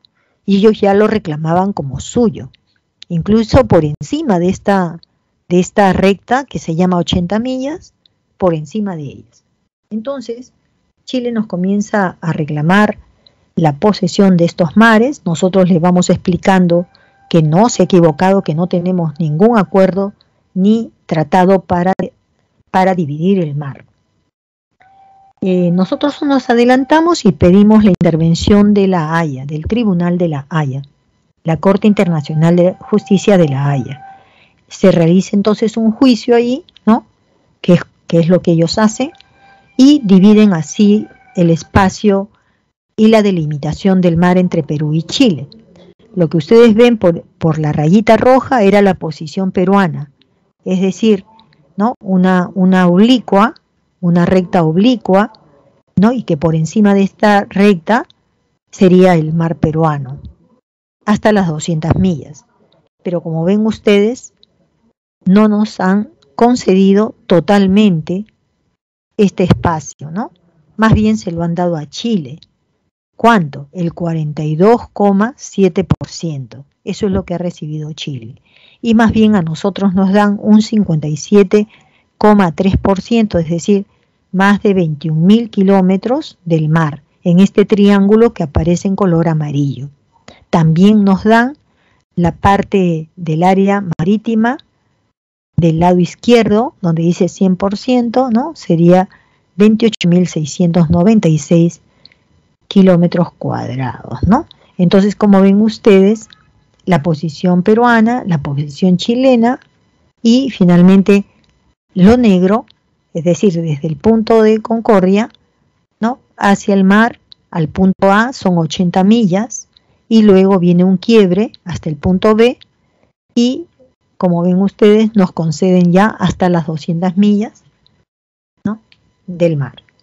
Esto es lo último entonces que nosotros hemos recibido y ahora vamos a las preguntas de geografía, ¿sí? Está sencillo, ¿no? Acá en el censo del año 2017, ¿qué es lo que nos dice? Que la población peruana está cambiando. Aquí la respuesta correcta es A. Cambia porque hay un proceso de envejecimiento, porque las mujeres también tienen mayor esperanza de vida que los hombres y porque la población se concentra mayoritariamente en la zona urbana. ¿Ok? La clave correcta es la clave A. La clave A. Vamos a la pregunta número 2. Allí es para darle una lectura a lo que dice este cuadro. Bueno, en este cuadro finalmente nos va a arrojar que la respuesta es A.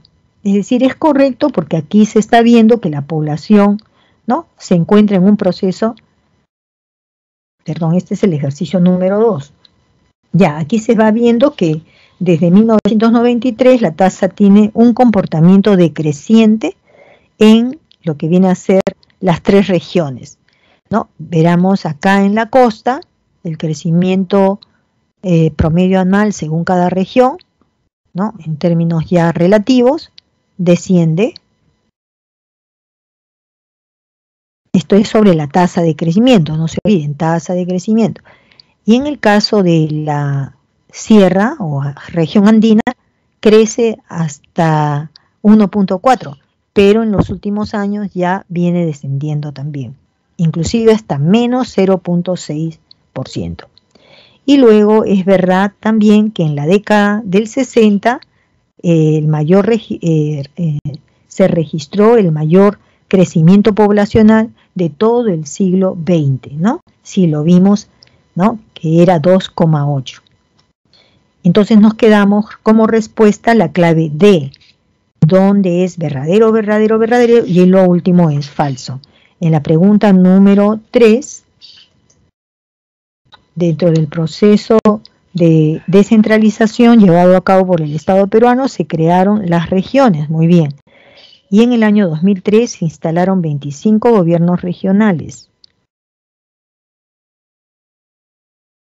con competencias específicas. Correcto, entonces nos están diciendo allí, identifique los enunciados correctos relacionados con este nivel de gobierno. ¿De qué gobierno nos están indicando? Del gobierno regional. Entonces, por lo tanto, pensando en el gobierno regional, la clave correcta sería C. Aquí es correcto 2, es decir, tienen competencias para organizar los sistemas de educación y de salud, ¿no?, dentro de su jurisdicción, y ellos reciben anualmente fondos públicos del Estado para ejecutar, ¿no?, para la ejecución de sus planes de desarrollo. Reciben del Estado y también del canon, ¿no? Eso es en la clave C. Y luego la última, que es a partir de la imagen, ¿no?, nos están pidiendo, a ver cuál es exactamente lo que nos piden en el cuarto. A ver. Observe e identifique los enunciados que se relacionen con esta realidad fronteriza, o sea, la realidad fronteriza entre Perú y Bolivia. Bueno, ¿qué vamos a marcar aquí? La clave A. Es correcto, en ese lugar de tránsito para las personas que se dedican al comercio. Igual pasa en Perú también, ¿no? Y segundo, que es aquí donde se localizan los puestos de vigilancia y de la oficina de migraciones. Es decir, esto viene a ser ¿qué sería? Un área de frontera, ¿no es cierto? Área de fronteras, que es como decir el distrito. La clave correcta es la clave A. Muy bien, entonces las claves las tenemos aquí. A, B, C y A. Vamos ahora a trabajar lo que es educación cívica. Y miren, vamos a ver que aquí vamos a coincidir con lo que ya hemos explicado en geografía, que viene a ser los gobiernos regionales, ¿ya? Bueno, aquí vamos a trabajar sobre el sistema electoral peruano, ¿ya? En este caso, todo el sistema que ve todos los asuntos que tienen que ver con las convocatorias a procesos electorales, desarrollar todo el proceso de elecciones, ¿no es cierto?, y de los registros de las personas para que todo sea legal, se llama sistema electoral y está integrado por el Jurado Nacional de Elecciones, la Oficina Nacional de Procesos Electorales y el Registro Nacional de Identificación y Estado Civil. Comenzaremos describiendo qué es el Jurado Nacional de Elecciones.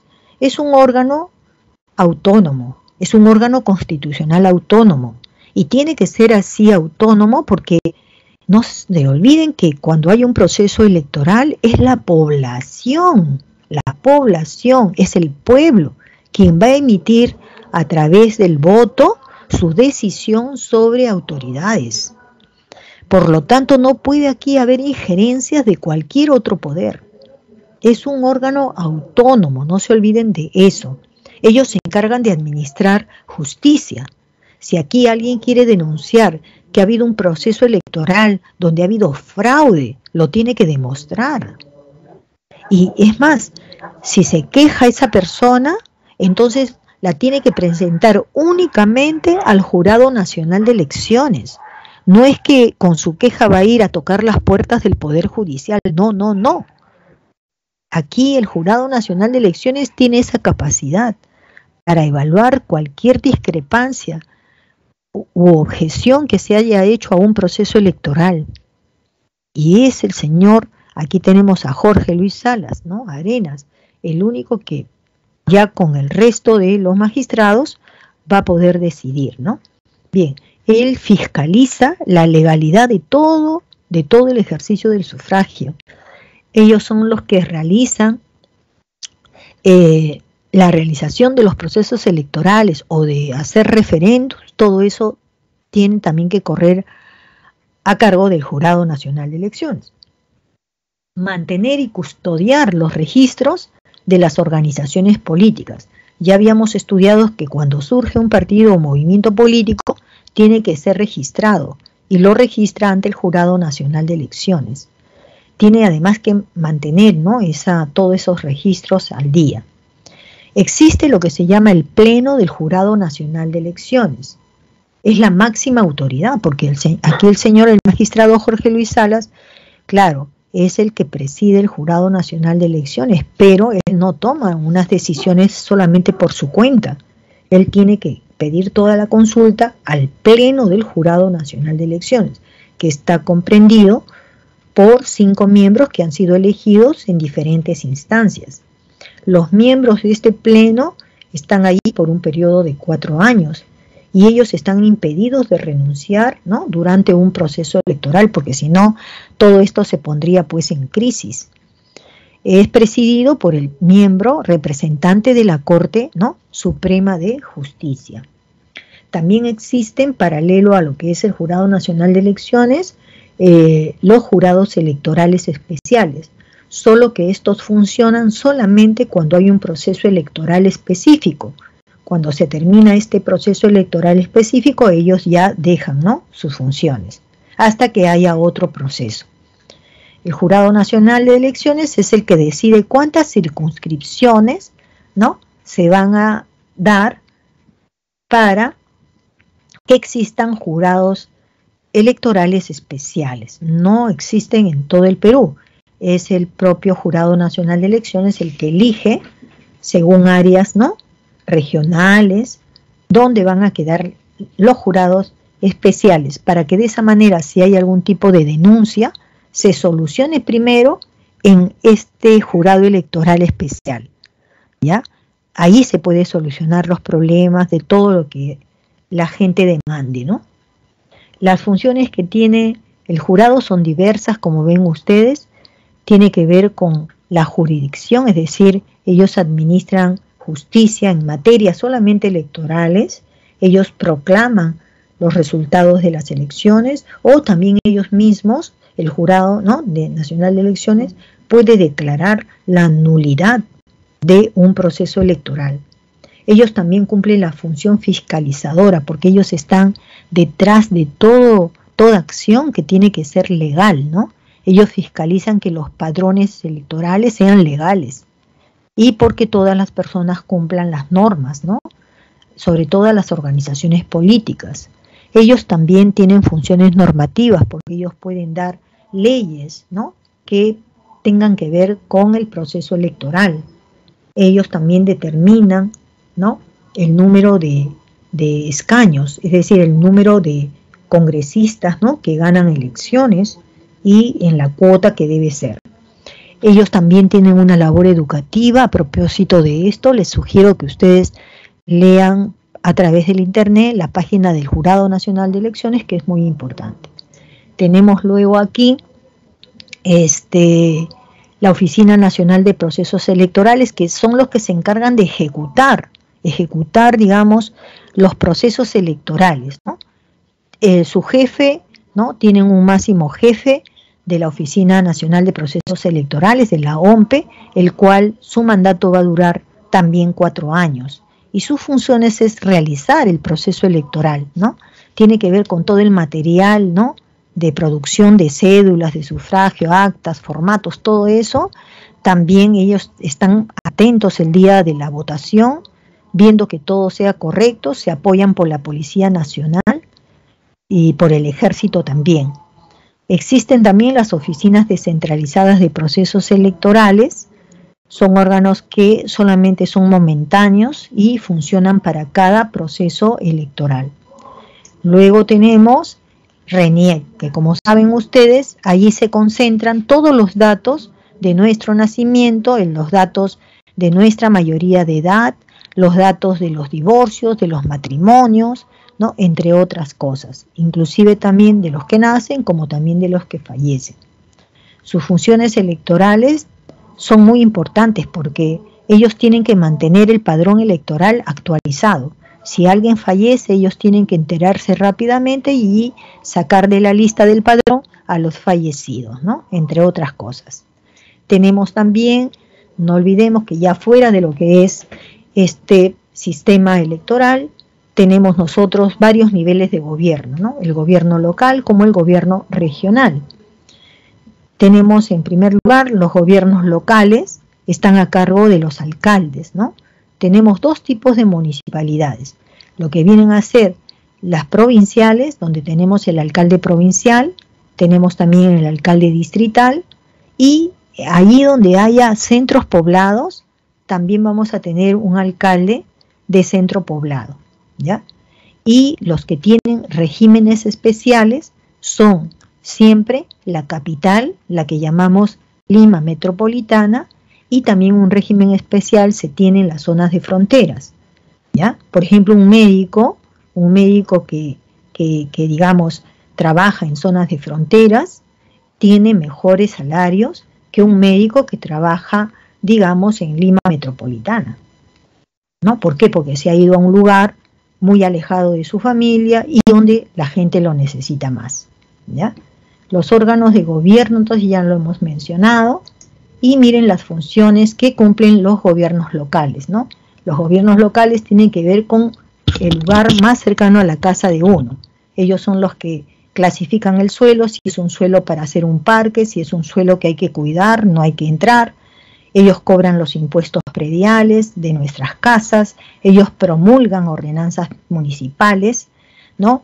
También ellos tienen que ver con la convivencia de las personas en ese distrito, todo tiene que ser, ¿no?, mediante cuidados de la seguridad ciudadana, la promoción también de la buena convivencia entre vecinos, el desarrollo de la cultura, el deporte, ¿no es cierto? Bueno, todo lo más cercano a nosotros está allí. Y también tenemos el gobierno regional, ¿no es cierto? En el caso de Lima ya saben que no tenemos un gobierno regional, sino tenemos una alcaldía municipal metropolitana. El Callao sí tiene gobierno regional, ¿no? Y entonces como gobierno regional ellos manejan canon y por lo tanto sus obras son trascendentales, hacen grandes obras. Por ejemplo, cuando en el caso del estatus especial que tiene el alcalde de Lima Metropolitana, está en el mismo nivel de un gobierno regional, porque tiene también mucho capital y presupuesto para hacer grandes obras. Pero no le vamos a llamar a él gobernador, ¿no? Él es alcalde de la capital, ¿ya? Bien, y finalmente, las competencias y funciones que tienen, ¿no?, los gobernadores son estas: competencias constitucionales, ellos promueven el desarrollo socioeconómico de toda la región, ellos promueven actividades de todas las actividades económicas que se realizan en la región, y las funciones específicas ellos fomentan y supervisan esas actividades, especialmente la minería, ¿no es cierto? Promueven y ejecutan la concesión de proyectos regionales, de todo, ¿no? De todo en especial. Bien, y solamente ya me queda, me parece que el tiempo que tengo solamente ya es para ver claves. Por favor, capturen 1C, 2A, 3D, 4B de bote. ¿ya? Y hasta que nos digan que ya terminó nuestra clase, vamos viendo las preguntas, ¿sí? Que están fáciles. Miren, un ciudadano ha dicho, protesto, se ha vulnerado aquí la voluntad de la ciudadanía en este proceso electoral, ¿no? Entonces yo pido la nulidad. ¿A quién se lo pido? Al Poder Judicial. ¿Eso es correcto que vaya y lo pida al Poder Judicial? No, no es correcto, ¿no es cierto? No puede pedírselo eso al Poder Judicial. ¿Por qué? Porque esta facultad de admitir las quejas de fraude o lo que sea de un proceso le corresponde recibirlo al Jurado Nacional de Elecciones, no al Poder Judicial. Aquí la clave correcta va a ser C, la clave C. Pregunta 2, está fácil. ¿Qué hace la OMPE? ¿Qué hace la OMPE? Acá, ¿con qué lo relacionamos OMPE? OMPE con organizar todo el proceso electoral, o sea, B. ¿RENIEC con qué? Verificar las firmas de los afiliados, ¿no?, a una organización política. Esa verificación de firma, ¿no?, de una organización política lo puede hacer RENIEC. ¿Y qué cosa hace el Jurado Nacional de Elecciones? El Jurado Nacional de Elecciones proclama los resultados finales y entrega las credenciales a los candidatos electos. La clave correcta es A. Vamos a la tercera. La tercera es, no, la cuarta es esa, la tercera. Dice la creación, no, la reciente creación de un distrito. Se instituye un nuevo ente de gobierno que tendrá como propósito obrar por el desarrollo local. Determine el valor de verdad o falsedad de los siguientes enunciados. Bueno, aquí lo único correcto son 1 en romanos y 2 en romanos, porque si nos están hablando del gobierno local, nos están hablando entonces del alcalde.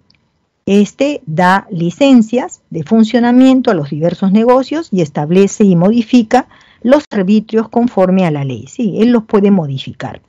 Por eso lo único verdadero es las dos primeras y las dos últimas son falsas. La clave D de dado. Y al último dice, un gobernador regional es sentenciado, pues no, e inhabilitado en una segunda instancia en la Sala Plena de Apelaciones especializada en delitos de corrupción. Ajá. Debido a su situación no puede continuar en el cargo y se debe llevar a cabo en primera instancia. Primero que nada, ¿qué habíamos dicho sobre estas autoridades, sobre todo el gobierno regional? Pues decimos que podemos solicitar su vacancia. Y lo podemos solicitar, en este caso está fundamentado porque, ¿no?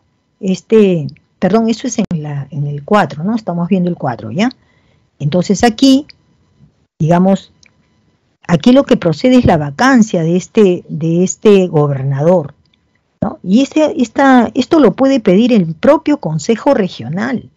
El propio Consejo Regional que tiene, digamos aquí, este gobierno regional, puede pedir la vacancia digamos, de este gobernador porque él ha sido sentenciado, ha cometido un delito y está sentenciado. Entonces la clave B sería lo correcto, ¿no? Aquí, en primera instancia, debe proceder, ¿no?, la vacancia y miembros lo van a pedir, porque es su deber, es justamente el Consejo Regional. ¿Ok? Bueno, chicos, gracias a ustedes y nos estaríamos viendo la siguiente clase, sí, a la hora correcta. No se preocupen, es el último día ya que tenemos la próxima semana de clases, ¿ya?